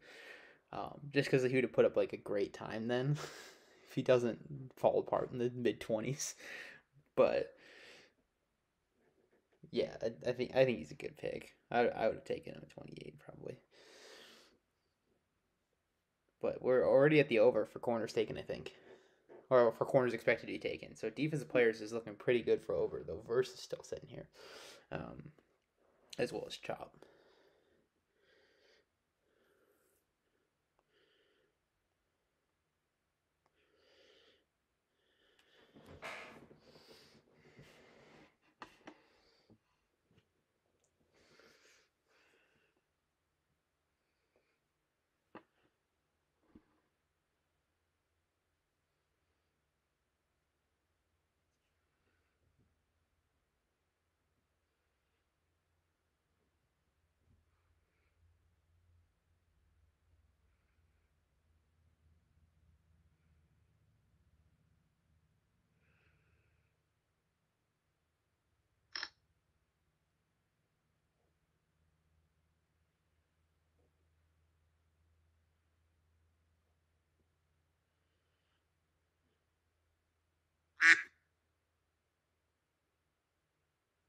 Quack. Quack, quack, quack, quack. Quack, quack.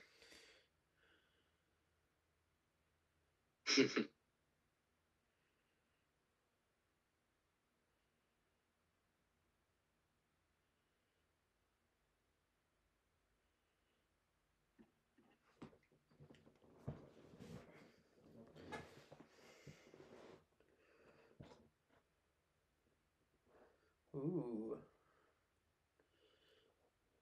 Trade ticket open. We love trade tickets.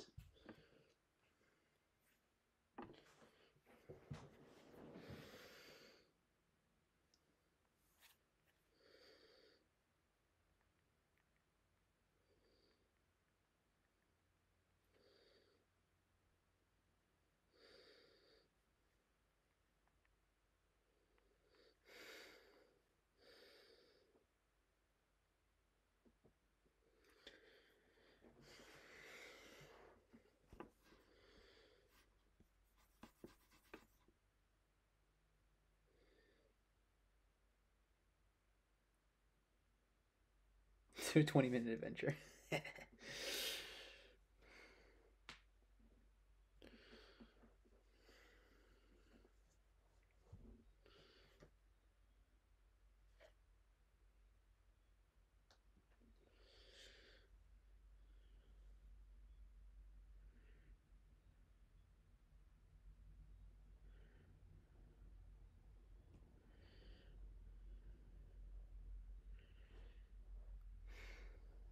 Well,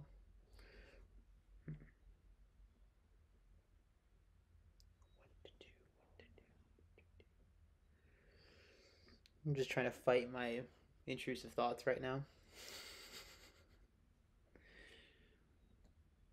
They're telling me to move, but I have to stay. You know? You ever had that happen to you? You're sitting here. I'm sure you got a who day because you're not picking today, but you're sitting there one pick behind. You're like, you're probably just itching. You're like, I can pick them. I can go up. I can make a move.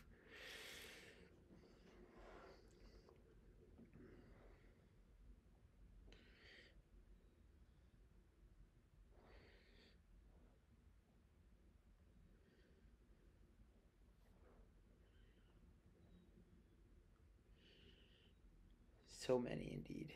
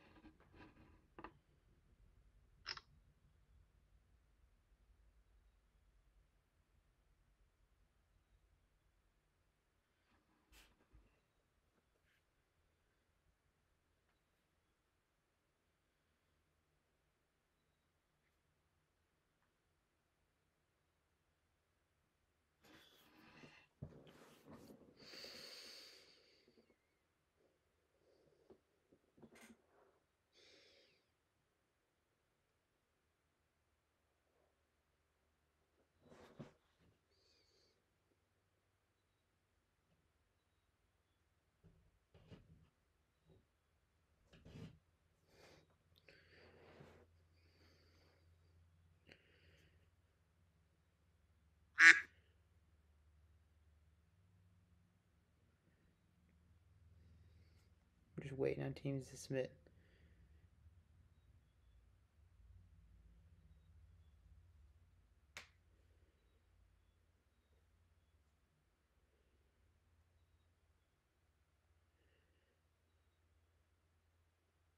Okay, so 2 and 3, again, start at noon tomorrow. Same time, same channel. I'm going to have 5 minutes for round 2, 3 minutes for round 3, and on. So it's going to go potentially a bit faster, the beginning part, and then a lot faster through the third. And hopefully people do a better job sending in their fucking trade details. Because we've had an issue of teams making these tickets and not sending in their trade details. Like, have them ready. Put them in right away. Let's go. You know what I mean? Yeah.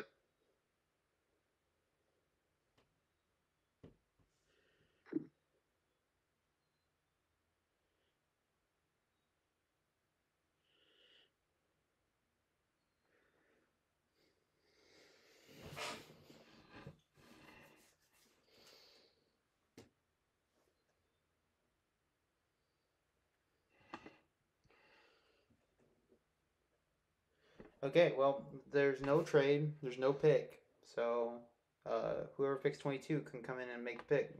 Kansas City.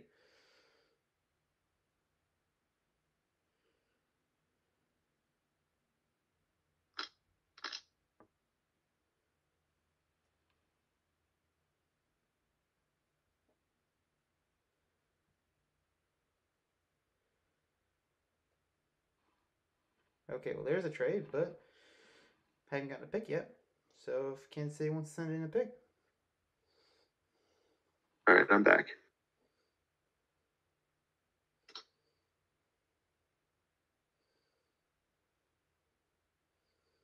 Okay, I have a pick now. So, it's locked in.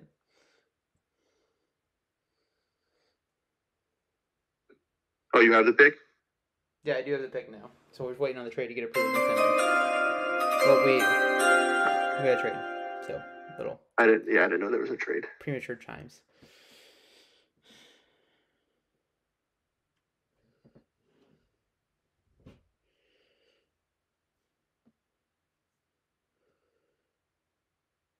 All right, let's got the votes.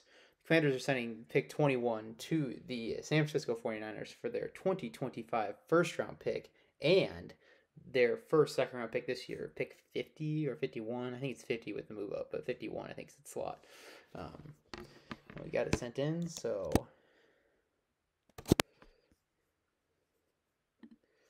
do you want to make them again, or is one time's good for you? One time's good. Okay. with the 21st pick in 2024 ACFL draft, the San Francisco 49ers select Byron Murphy, interior defensive lineman out of Texas.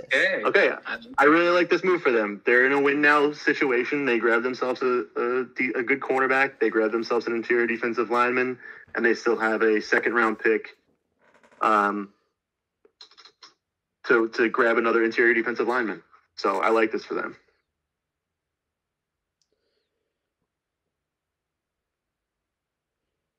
Yeah, I think it's a pick your flavor between him and Jerzon. I'm surprised it's not Jerzon, but yeah, well, they went all defense here. They got Wiggins, they got Murphy. Well, they got the guy they were going to take at 16 anyways. So yeah. I know that they had been looking to move up for a while, and I honestly think they found the better trade partner with the Commanders. I think the Commanders need to stock some of their capital back. So they take a hit this year, but they grab a second. They stay in a pretty good spot in this draft. And the second round is they're going to get a good player, and they extend some capital for next season, I think, as they really try to work on building something a little bit more cohesive.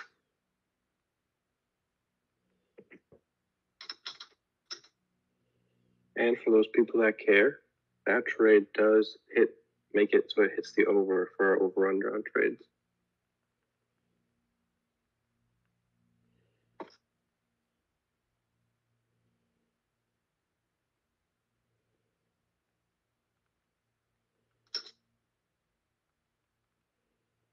So what do the Chiefs do here?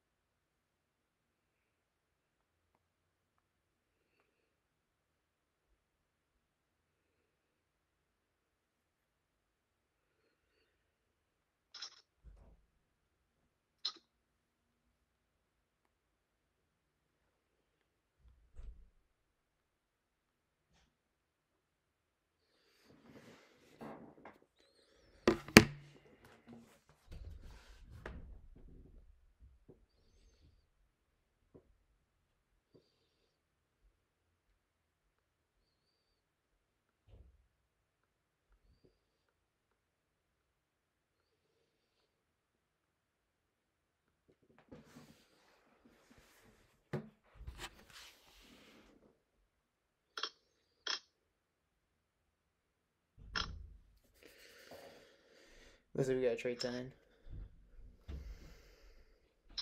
Okay, we're in.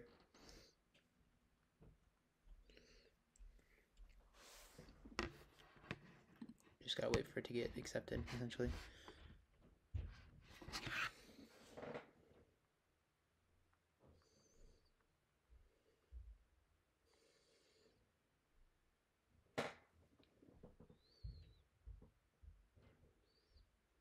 oh, okay. Let's see what my team is saying.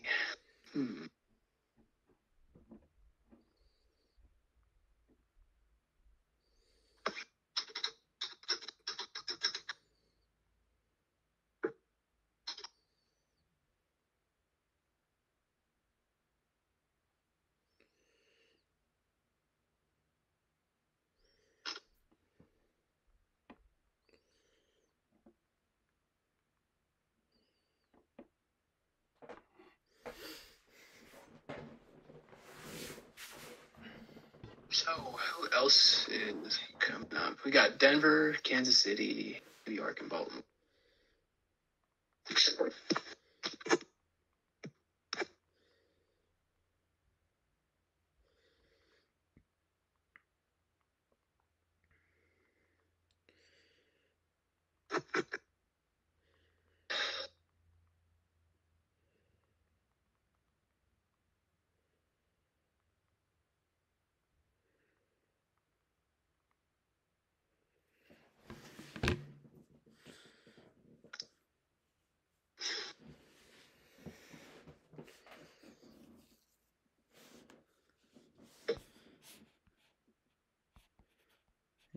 trade passed yet? There's a trade here? Well, I guess wouldn't take this long if there wasn't. Yeah, it's in. It's just. I think we've got enough votes split between them. I think we're good. I mean, there's nothing really wrong with it. It looks pretty even. Yeah, okay, he's passing us. So, the Chiefs are trading out of the current selection. They're getting, from the Seattle Seahawks, picks 42 and 49. They said they wanted in. I had them going at 23 with the Dolphins, but they traded down from 19, but I guess they're going to go 22. Okay, man. After 14th, man, my whole prediction just went off the rails, man. Man, you did much better. I mean, to get to even 14, that's pretty good, you know? Yeah, seriously.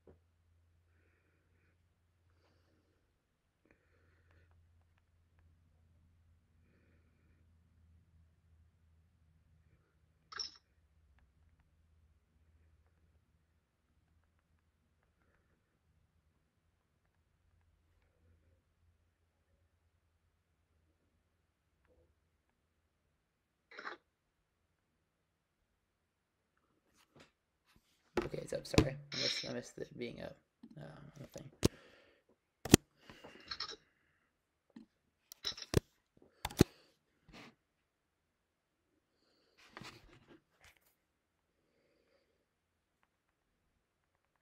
Is the pick in? Yes, it's in. All right, and with the 22nd pick in the 2024 ACFL draft, the Seattle Seahawks select Jared Verse, edge out of Florida State. Yeah. Called it. I knew it. Doubling up, I think. I'm surprised they didn't do it at 19. But yeah, this is a hell of a pick right here. I was definitely interested at this range. And the next pick is in as well. So we had a slow run a little bit, but we got back-to-back picks.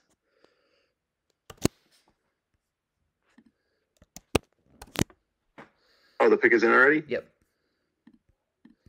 Hit the chime. And with the 23rd pick in the 2024 ACFL draft, the Denver Broncos select Cooper DeJean, corner out of Iowa. Good pick. Damn good pick. Love it. New Yorker's got some good options, man. Some really good choices. Johnny Newton, Marius Mims, Latham.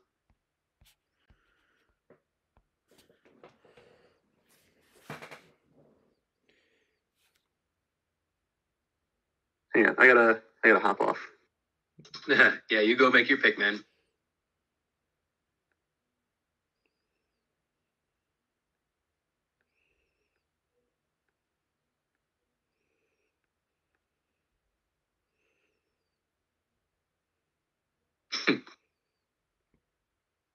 Yeah, some good choices for sure here at the 24 Forum. If they're value hunters, there's at least like 3 or 4 guys that on a normal basis would be very, very good value. Yeah, there's some good value on the board for sure. Definitely anybody picking kind of in that, 20, 28-ish range, but all the way down to there is going to get some really good. Hint, hint, not judge.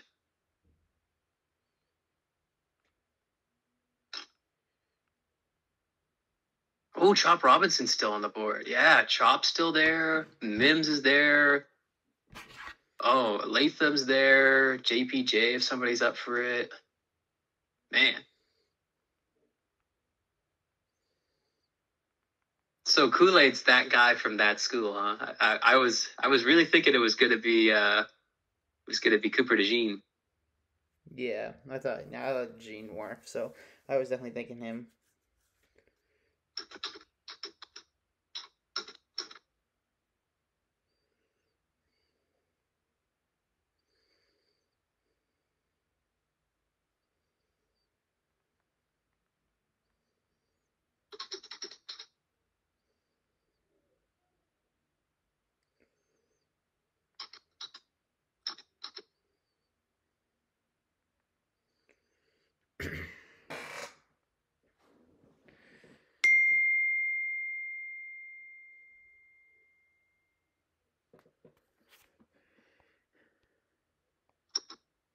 I don't know how much time is on the clock necessarily, but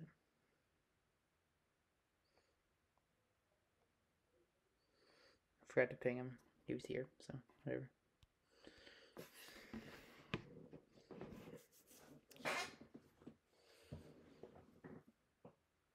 Bo Nix staring him in the face.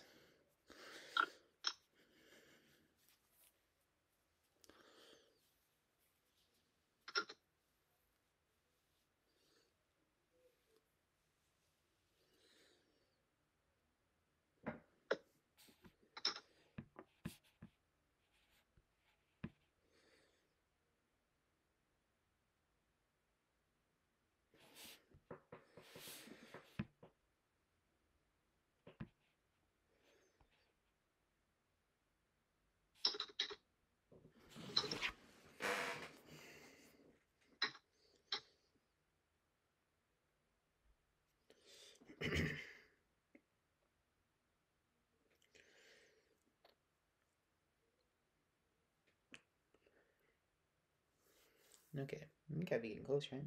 What's that concept of time doing?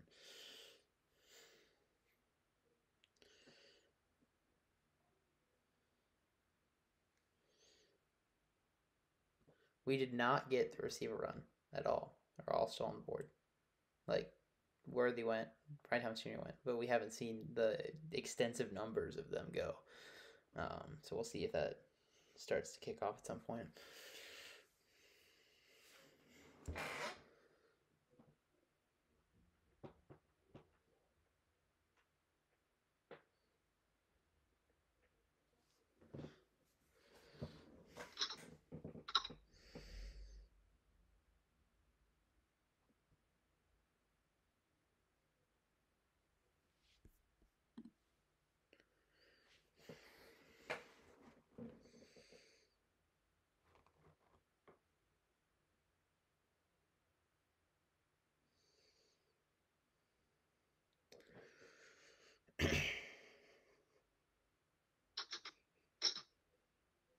I am back.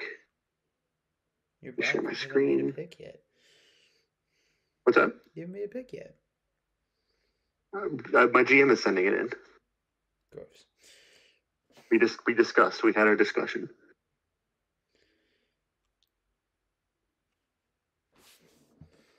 Alrighty. Hear the chimes.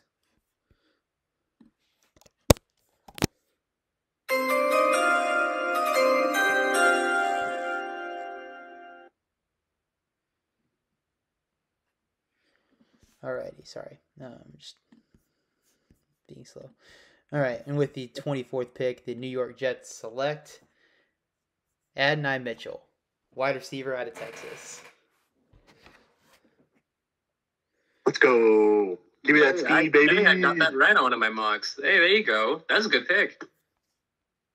We were debating, like, I have Chop Robinson and Johnny Newton higher on my board by, like, a good bit, but we're fine with, like, edge, and I think we have some other players that we like at edge and interior defensive line later in the draft, and, like, A.D. Mitchell now gives us something that we're really missing in our receiver group, which is speed. So being able to throw him out in like the slot this year, it's gonna be. We think it's gonna be really nice for us. So that's a lot of that was the decision of like he's just the better fit for what our team needs. So it's one of the few times that we actually prioritize need over the board.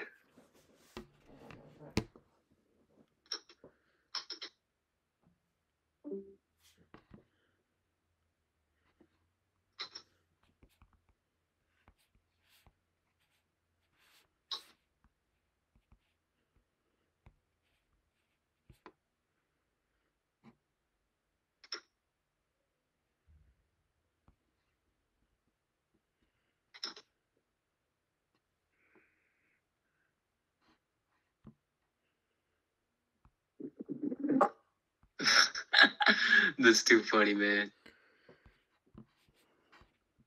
They want to know when it's 2 minutes, Bert. Just go ahead and give it to me because you're on the actual clock. I was just using the DMs as the. Nah, just don't even tell him. Don't even tell him. Let him get it. Just let me be surprised. He shouldn't have put the trust in me. Just tell him it. He'll be 4 picks later. Be like, still got more than 2 minutes, buddy. Don't worry about it. Yeah. Yeah, you got 40 minutes to make the pick.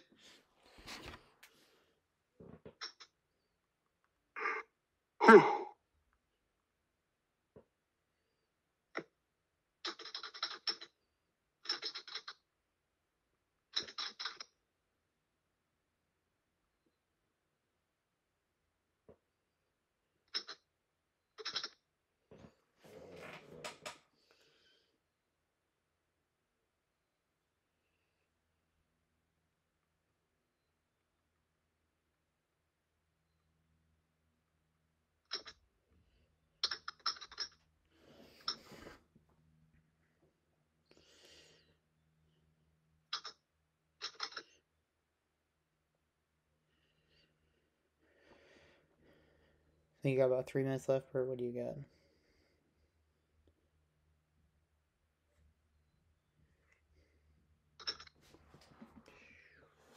Okay, God damn it. Okay. Every once in a while, you get thrown a curveball, and you gotta remember what you were doing.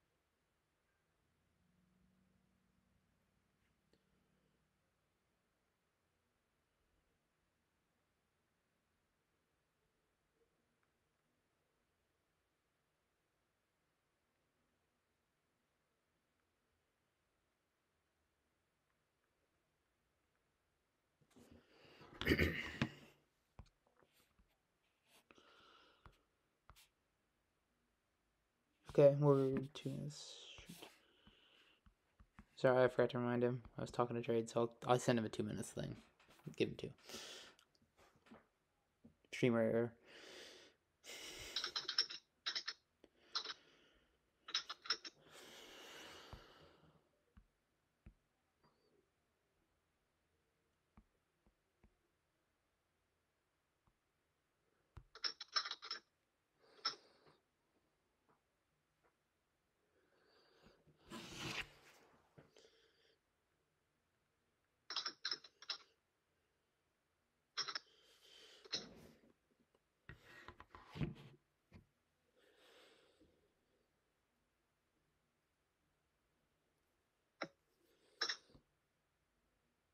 Okay, pick is in.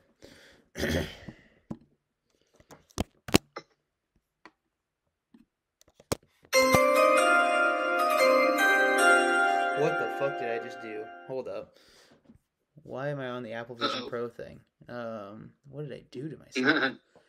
What is going on? How did this even occur? What did I even open? My lord. Sorry. I don't know what the fuck just happened.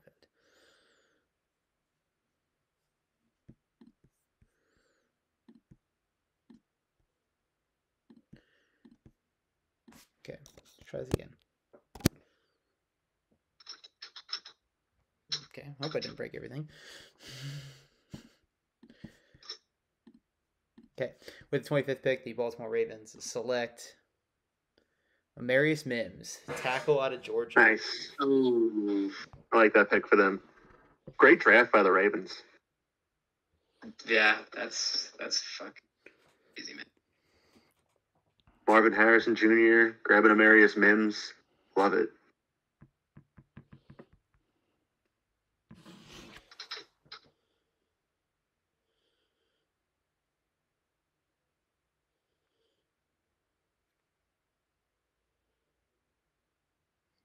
Country, that's right.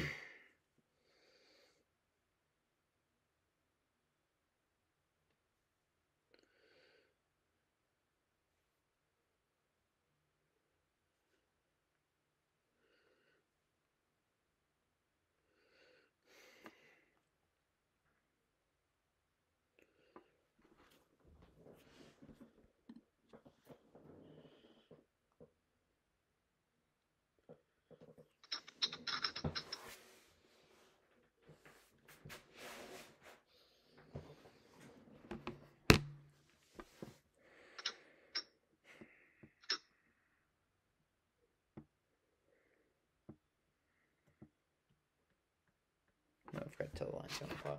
Shoot. Oh, they traded. Never mind.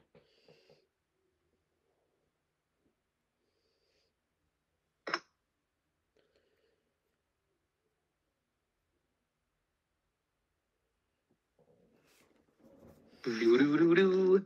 Do-do-do-do.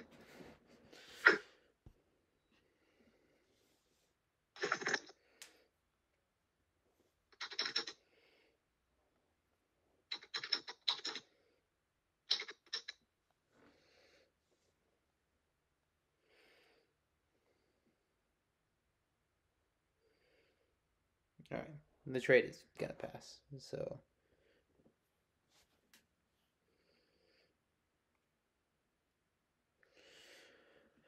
Do the thing. we gotta send the trade. Or not yet. Not yet, but this okay. He got the check mark. I was waiting for that. Okay, the Lions have traded the pick on the clock.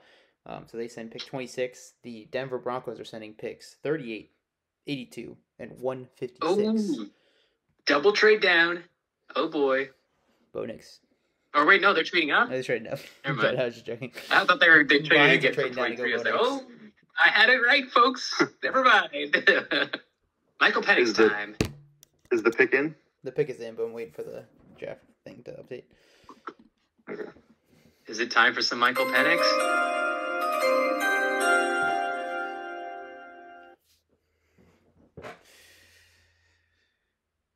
Still waiting.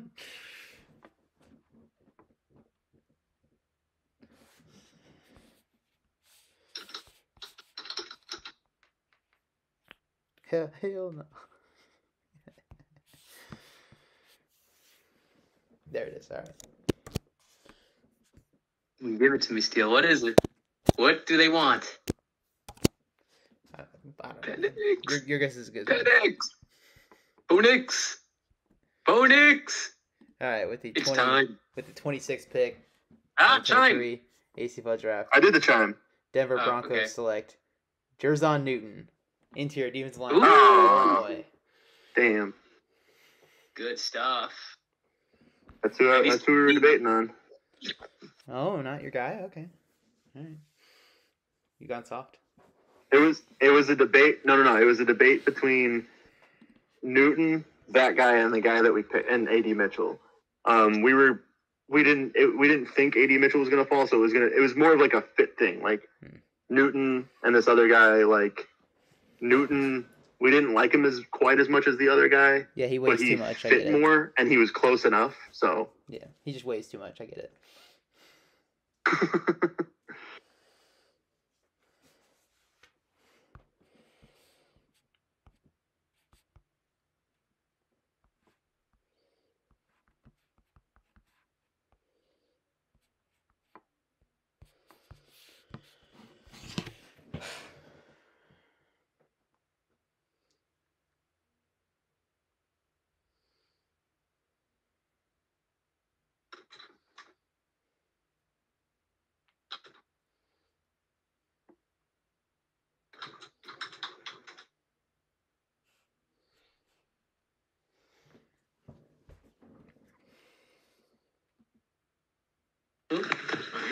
Good.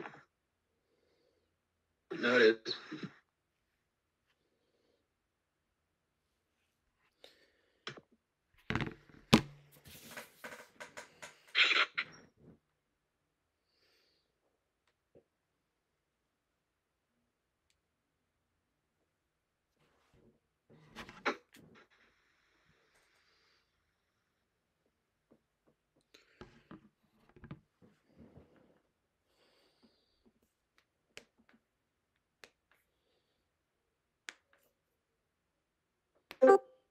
Oh, nice. We sniped the Lions.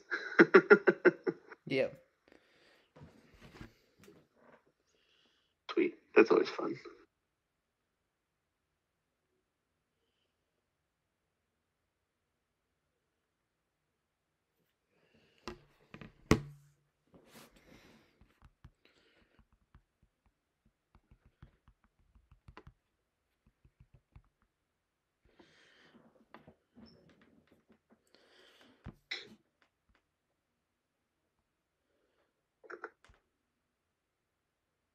Hey, hey, wait a minute.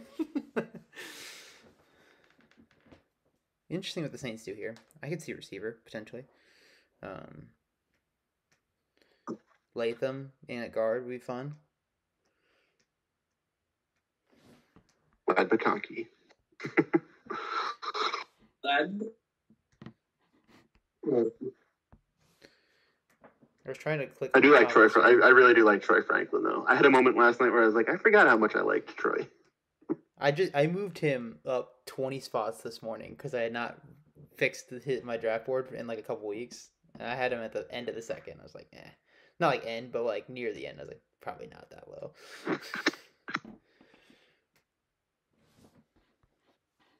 What? Not that. That is not the trade that was sent in. Yeah. What? I don't understand this condition. It's basically just saying if their guy is on the board, they're doing it. That's all it is. Oh. You sent in. Oh, shit. Oh, okay. I misread. I thought he was like trading for this pick, and the future pick was conditional on who the team picked. I was like, how can that be a condition?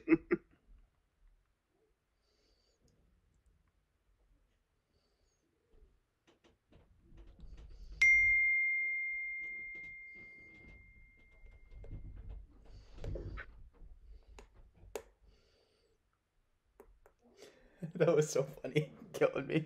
Also, the Saints probably make a pick now, don't they? You'd assume. What's the time? I can't look. Oh, it's at 4 minutes still. Oh, I don't know how that's God, possible. that's taking forever. We always have an issue with the clock. If there was a way to have an automated clock, it would be sweet, but I think this works good with Bert just showing it on the screen. It just doesn't work for me specifically because I'm full screen on the draft because of the recording of the draft sheet. Got a little Apple Vision Pro ad in the middle, apparently. But details. Stormy, what do you think about the draft? Do you think was your mock correct? She doesn't look very sure. Let's see, how much time's on there? Hey, do you speak? Do you speak for the people? Can you speak? Oh, good girl. All right, that's enough. That's a good girl. You did a good job.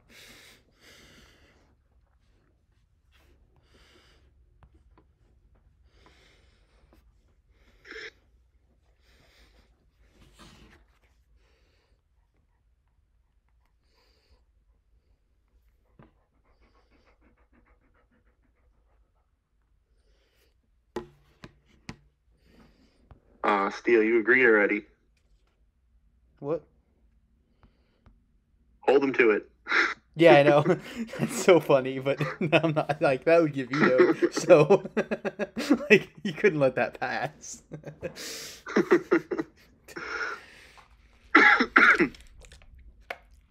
I disagree. Okay, I've been making brain farts all day. I'm gonna be honest. This could work out good for you, though. We're running out of time. I have not heard from the Saints. We're at 6 minutes from when I picked Bo them. Nix. Bo Nix. Bo Nix. Oh, here we go.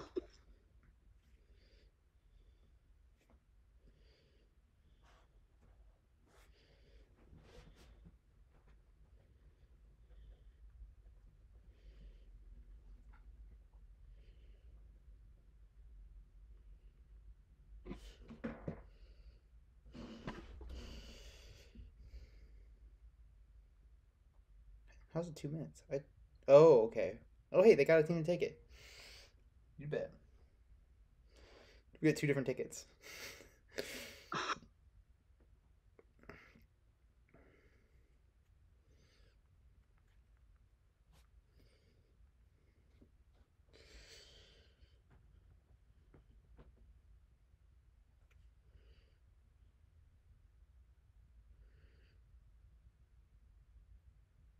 Ooh.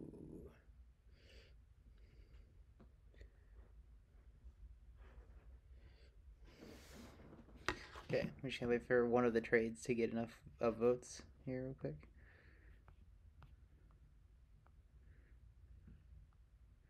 Okay, looks good.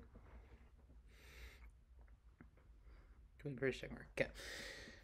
All right, the current pick has been traded to the Philadelphia Eagles.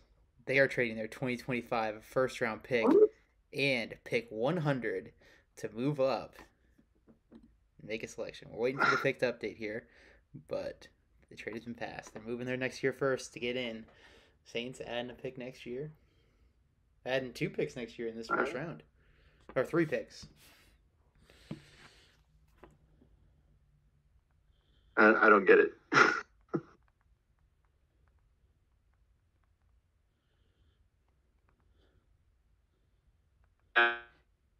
What did we give up again? It was the 100th pick, the 100th pick, and then Philly's first rounder next year. I would have at least demanded pick 85.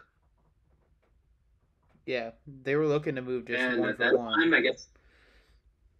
With Philly, especially, like that roster, like your ceiling for Yeah. that pick, even injury wise, like your ceiling for that pick is probably still sitting there in the 20s. Yeah. So So make a pick.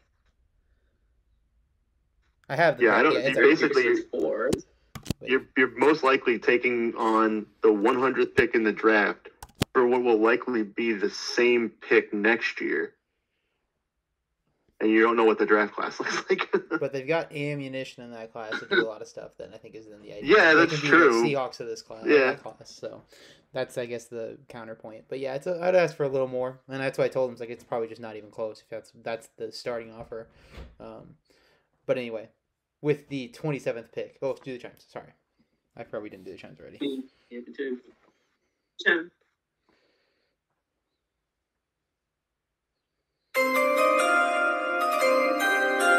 With the 27th pick in the 2024 ACFL draft, the Philadelphia Eagles have selected Jackson Powers Johnson, center out of Oregon.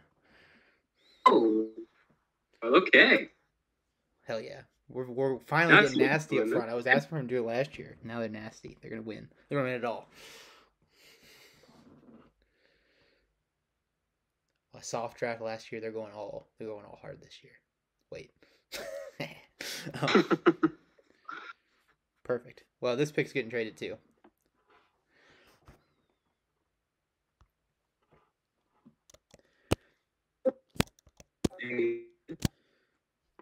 Oh, I probably should have waited for that to get confirmed. Okay, I'll just put it up and then it'll update on the thing.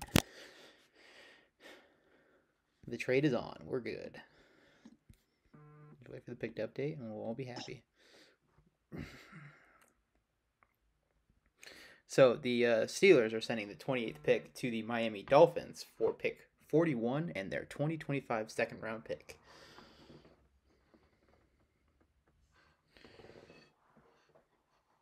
Dolphins are now on And the is clock. the pick in? Their pick is in. We're just Wait for the draft now.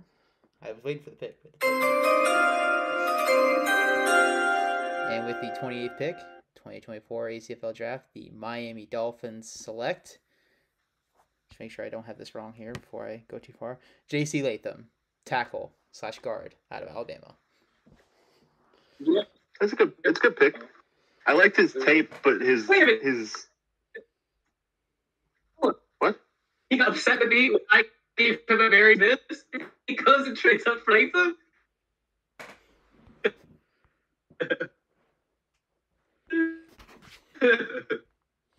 Wait, he criticized the Mims pick? No, he wanted to go for Mims. He criticized him. I walked into him. He got upset that I made him take a tackle. He comes up and trades for it anyways. Yeah, I like J.C. Latham's tape. I was a little concerned that he didn't want to do that he didn't really test. That was my huge concern. Not testing at all. I was like, man, like I had him high. I had him with Mims above. No, I think I had him in like 5. I think I had him about this range, I guess. But I had him like I'd take him top 20 with Mims, top 20 as well. Yeah, no, I definitely had the not testing at all definitely dropped him on my board a good bit. Because like you need him, like he's huge, like good arm length, that sort of stuff. But you still need him to be able to move, because he's not like DeJuan Jones big, where it's like you're definitely getting around him. Like he needed something there, and he didn't anchor great all the time. He got better over the season, so like I like that. But yeah, I like him a lot. The testing's a red flag, but at this range, I like the swing on the just tools that he has. Big, I mean, huge hands too. His hands is insane. Like, get him coached up a little bit. Like, they're gonna have a good right tackle, I would imagine.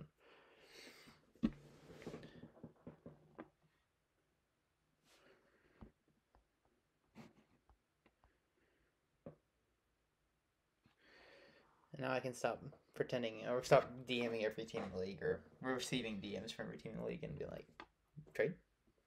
We doing trade? Is this a thing? Listen, you know that I don't necessarily like Chop Robinson, right?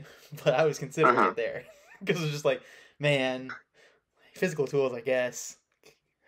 Yeah.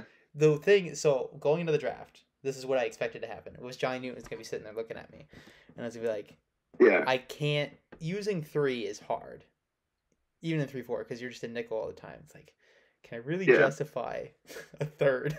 And I was talking with Acorn about a different trade too, and it's like, but I can't do it, can I? I want to. I love the big guys, but that's too rich. It's too much.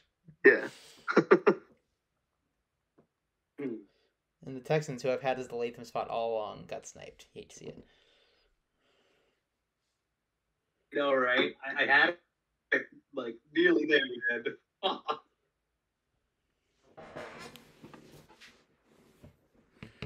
Very curious what happens here. We're getting into quarterback territory here. Their best players available is Bo Nix, Chop Robinson, Michael Penix. Haven't seen the Graham Barton. Maybe it's time to start the run on the Graham Barton, Chop. Curious what people do. Anyone high on Big Wilson, maybe?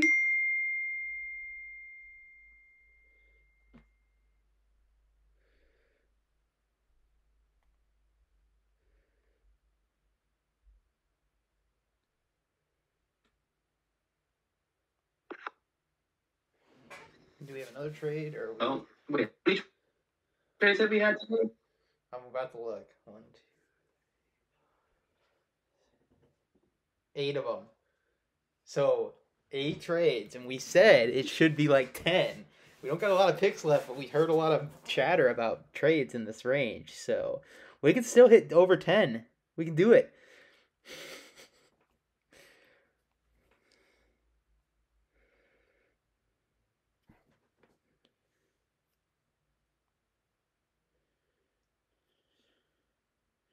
Yeah, so the Latham thing, like, there are, like, I think Brugler has him in the top, like, 15. Easy. Like, there are guys real high on him.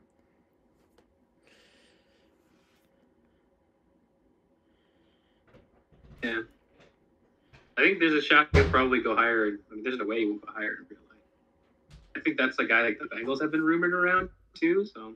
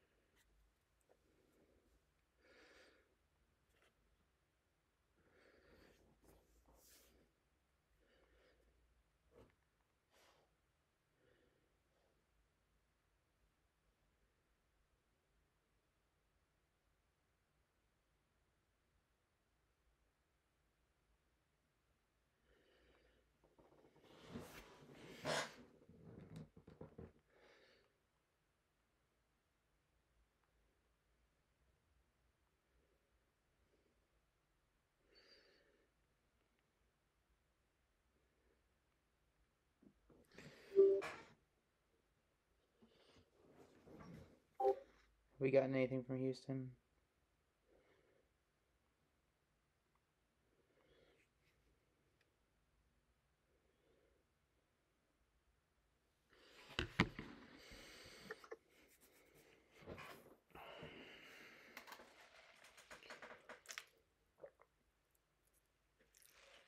Houston took Latu first, right? So we're kind of looking, do they go a Guyton and hit our offense line over? Or, I mean, I like receiver. No, I don't. Never mind. We talked about this before. They've got Michael Wilson as 3, Calvin Ridley there. I blacked out the Calvin Ridley trade when I was thinking about them because what the fuck? But I blacked it out, so whatever. He got paid a bunch in real life, so it's fine.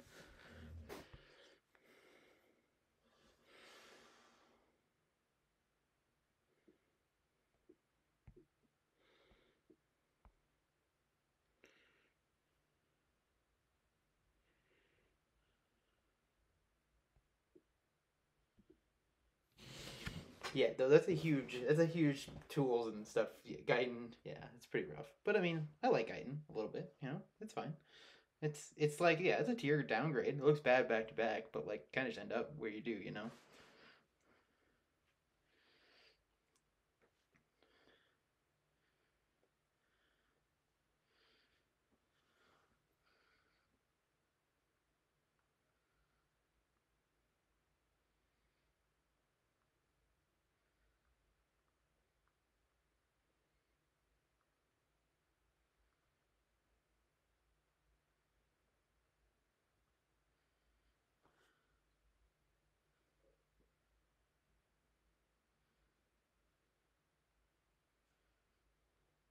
Okay, we got to be close to time here in Houston, right? Oh, they sent it in. I see it now. Green Bay gets their pick up here. We're one pick short. We're one vote short, technically. Okay, sorry. Now we have the votes. It's gonna be fine. This is exactly the trade I was gonna take right before this. So,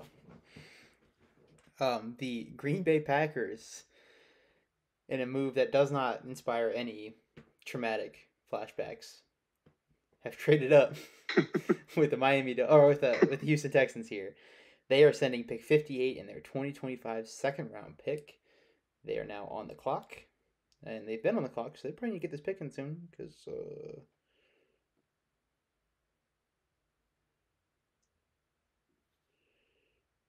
Damn, that light kicks ass. Wait a minute.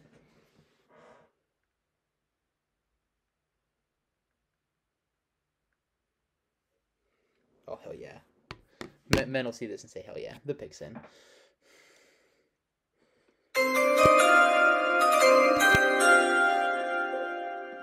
Lad McConkey. You know it, baby. Bo Nix. After signing Jordan Love to the extension. You gotta always have a backup plan. We're waiting for the picked update here before we put it in, but...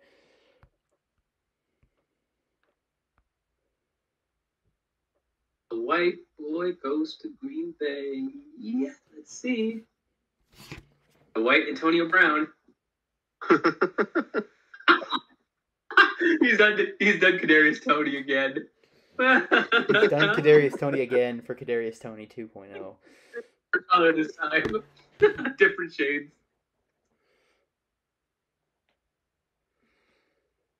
Well, is it just not like updating my thing? Let's see here.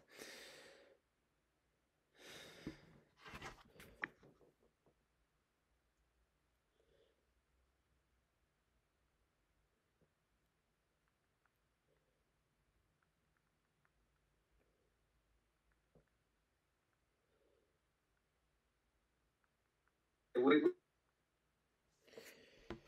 All right, it's still not updated. Come on. wait when you're saying dots at the top. I'll wait. There we go. Okay. And with the 29th overall pick, the Green Bay Packers have selected Graham Barton, offensive lineman out of Duke. Just such an acorn pick. I would love this. Like, listen, he's cool. I knew it. He was asking me for a trade. I was like, this is for Graham Barton, baby. we love that. Barton's just really good. You know, it's what it is. He's just really good. I'm a big fan.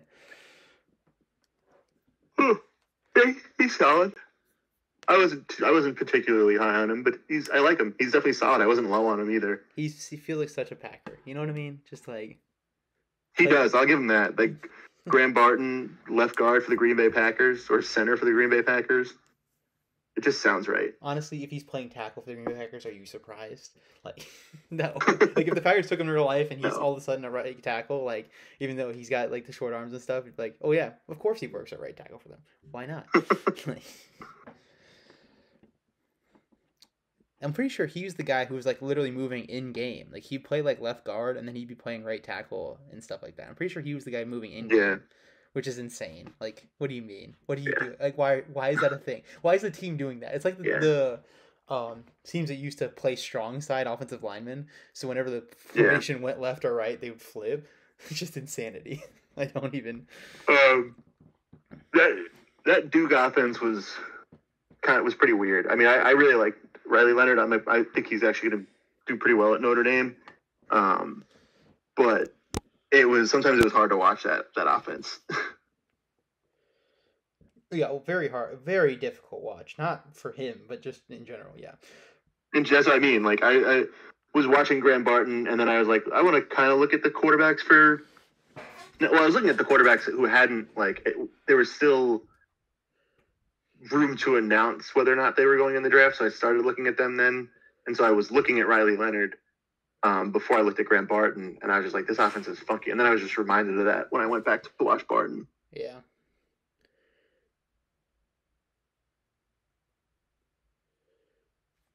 I always find it weird they get such a good reputation with quarterbacks because of this shit.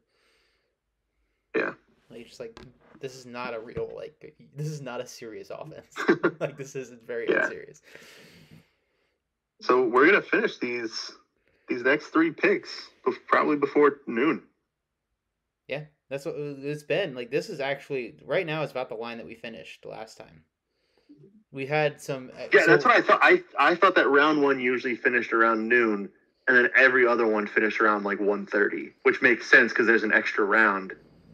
I just didn't look at the last pick of the day, but I went and looked. Like, I think each of them ended around 1:30 Central. Hmm.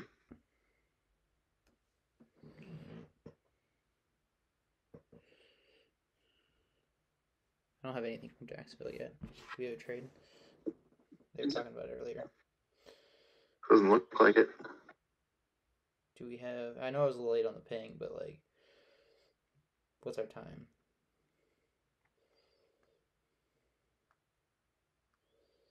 The clock isn't going. Okay, now it is. We'll go off the ping. We'll go off the ping then. So guys, I'm doing like 5 different things. You guys got to remind me. Hey, like, you're fine. Yeah, I've been in this position before. Doing the timer sucks. Dude, at the very least, updating the trade sheet. I'm doing the timer. Yeah, like, you're fine, dude. Don't worry about it. You really need somebody that's like their sole job. We'll go off the ping. 1:34 was when I started it, so we're at almost 3 minutes in. Yeah. So that's more than fair. Yeah. Because they got notified at that time. So yeah, at the very least, the ping is fair. If it starts before, it's like, listen, like that's the timer, like, you know. But otherwise, it's whichever one is faster, essentially. Because It's not going to start early, that's for sure.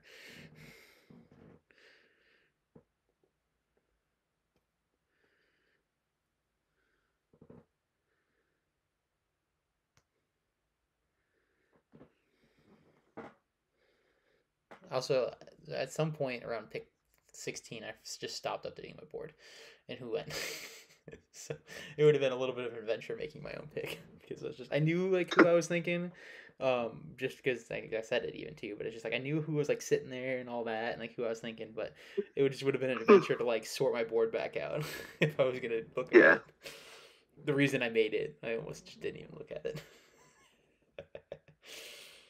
What are you gonna do? The problem is, it's like I sorted it with like the filters and stuff. I made my grades and then I put them together and used the filters to sort it by like ranking essentially. But the problem is when you go to delete a guy, you have to do it alphabetically. So it's a little weird.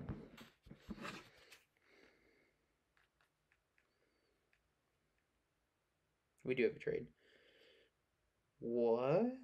I guess it's not. Never mind. Sorry, my what was not appropriate. Scratch that. I saw the first thing I read was the player, and then their pick they traded. I was like, "There's no shot. There's no way they did that." And then I looked at it, like, oh wait, never mind. It's not that bad.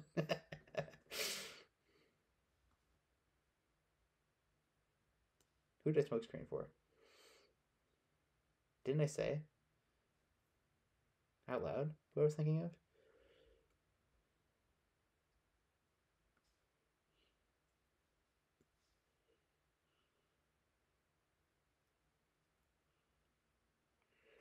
Okay, we have a trade. It doesn't quite have the votes. It's one vote short.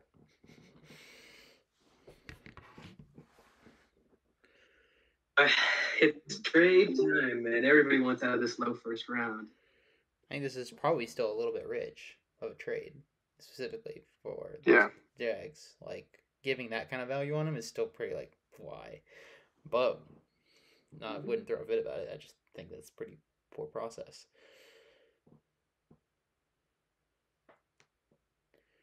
Like, Poor process from Jacksonville.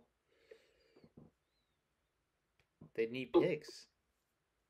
Get a throw-in pick, not a throw-in player. Because you need time. You need money on the books for longer. Rondell's expiring, right? I think so. You get traded for nothing. The only problem is like the Ravens don't really have many picks. No, that's what I mean. But like whatever. I think it's like, this is the only offer we get. Pick somebody here. Like, yeah, I mean their fourth round pick probably would have been better than Rondell Moore. You can't say it yet. God. Oh, I think I just gave it away. You're killing me. Shit, my bad. God damn. Spoiler warning, my lord. My bad. What's going on out there?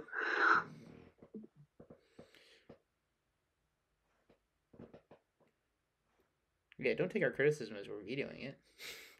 I'm not voting. Anyway, it's passing. So, the Ravens are trading up. Trading picks 37 and Rondale Moore to the Jaguars for pick 30. Just, yeah. It's just, this is tough. Especially with some of the rationale they gave. It's like, then take them first. Take the trade backs first. And take the picks first. Because they're at a deficit. But they, I guess, plugged the hole at receiver. Kinda. Not really. I mean, I wouldn't feel good about it. But this is a similar move they've done a couple of times already, which is just a guy completely out of value in the last year of the rookie deal that's probably going to be signed for the minimum the next year, that they'll throw on their roster as a slightly overrated guy. It's fine. It's not going to kill him. All right, we're updated.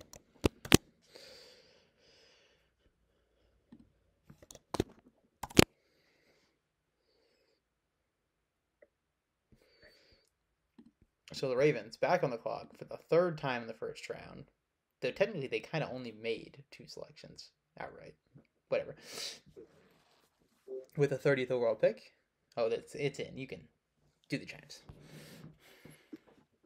Okay.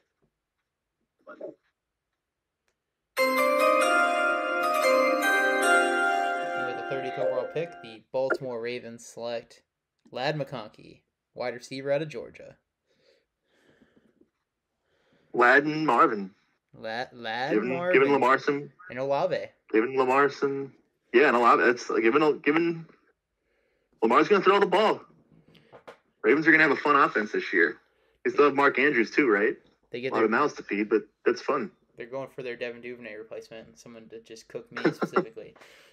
I mean, I really like Ladd. Like, he's got the athleticism. It does show up on tape. He's a great separator, great route runner. Like, I don't know if he'll ever be like the lead receiver on a team, but in terms of like good complementary second wide receivers, I think he's gonna be fantastic. I'm a lady boy. Yeah, well, but he's there too, so be interesting. I thought it was Chop Robinson there. I guess they went Felix last year, so wow, very, very surprised by how this board's gone. Yeah, it's definitely been surprising. Very odd. How many? We have 1, 2, 3, 4, 5, 6, 7 wide receivers in round 1. We backloaded it a bit more than we expected.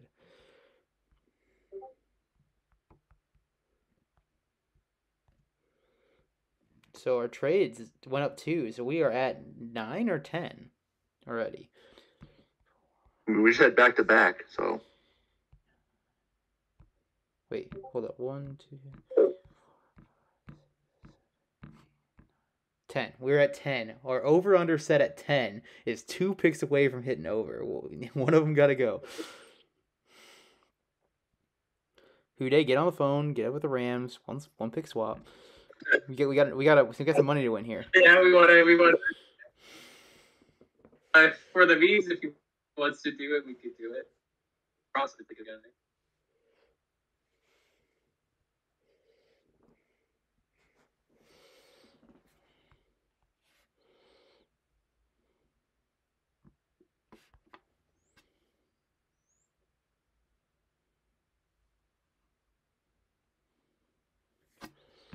Oh, it's so over. Oh, it's so over. We're using the former first round pick. Oh man, it's so over. It's never been more over. It's so over. What happened? It's so over. The Jags, we moved back 6 picks and got a 23-year-old former first round pick. That's so over. You lead with that. Early second rounder. We're already throwing addendums on there.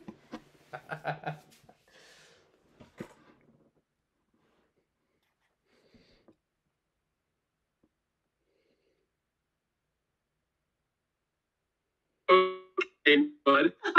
Oh. Come on, guys. Interesting. Kill it.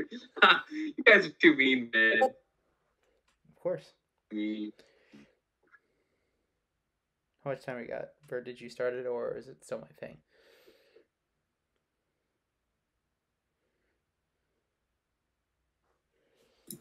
Is at 3:40. Okay.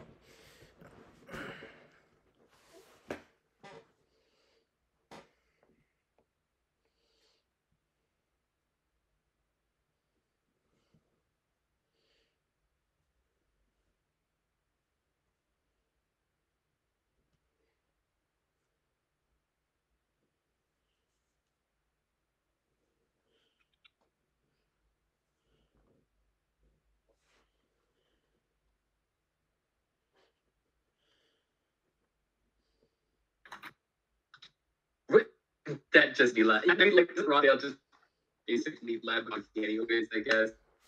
All right, the pick is in. Oh, let me get the chimes.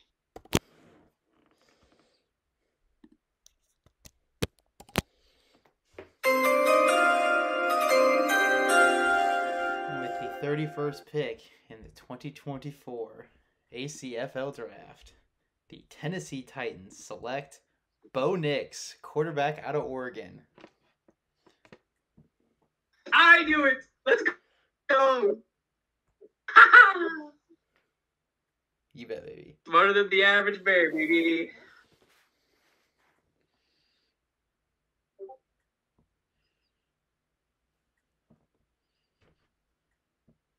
I guess they weren't feeling that Penix hype, man. Oh my. Oh man. Well, we finally at some point I got one right after like at least 15 picks of like getting stunned.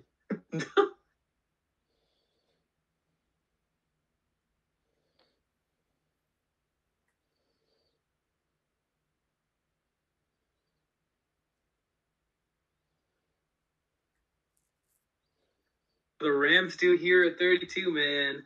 Oh boy. Michael Penix.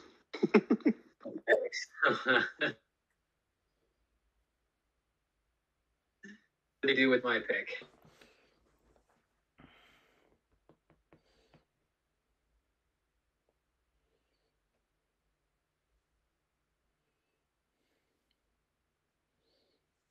Who are the Rams?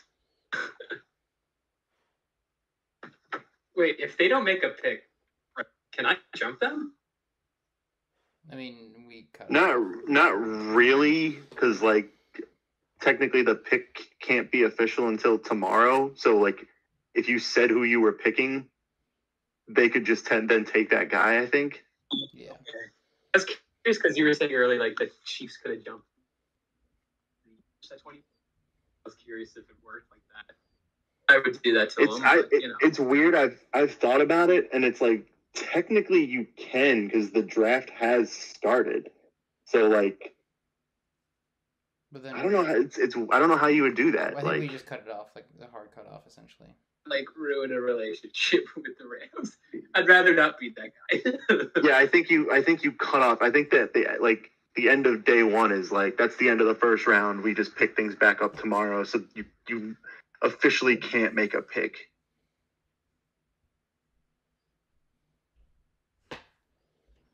Very interesting situation here, folks. I'm eager to know what's going to happen. Who's going to be left for me tomorrow? Damn, it's almost 3:00. I mean, I love the way the board is falling for you. Oh, that makes two of us. Yeah, it doesn't even matter what the Rams take. We're pretty happy. We're grinning ear to ear. Yeah, Michael Penix sitting here, like he's gonna fall. Actually, like, stuff right there, man.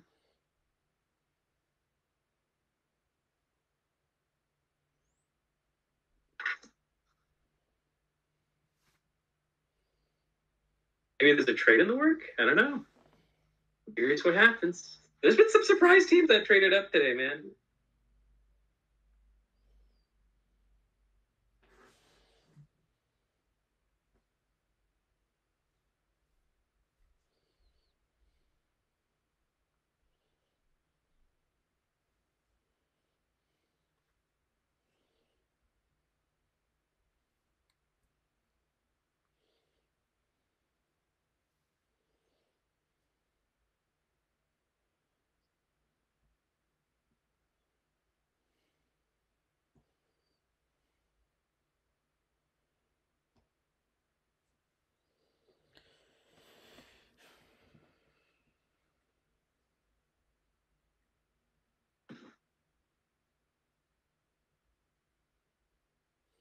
Why are the Rams?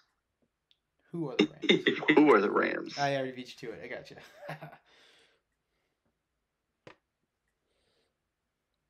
I'll do one even better. Why are the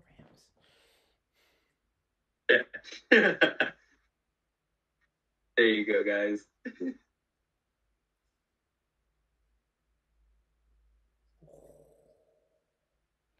Okay, pick us in. I'll put it in there. Yeah, let me get the chimes. Here we go.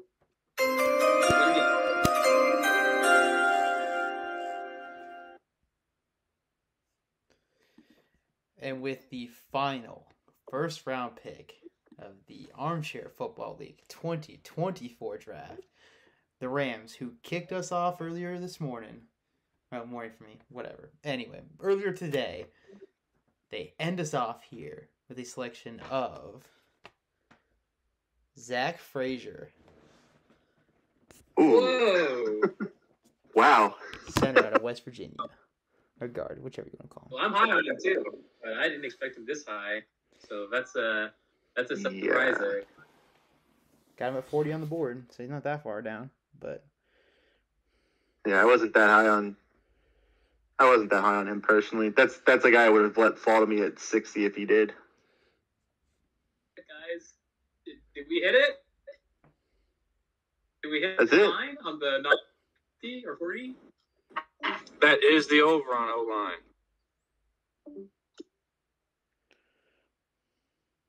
Jeez, I told you it might happen. But, you know what? I think they're gonna get rinsed. But I mean, considering that like guys who would anyways want it center, they wanted it here. I guess it makes sense. There are a couple, the other moves that I had them going O-line anyways in mind. So yeah, I'm gonna cut off the recording here. End of the first round.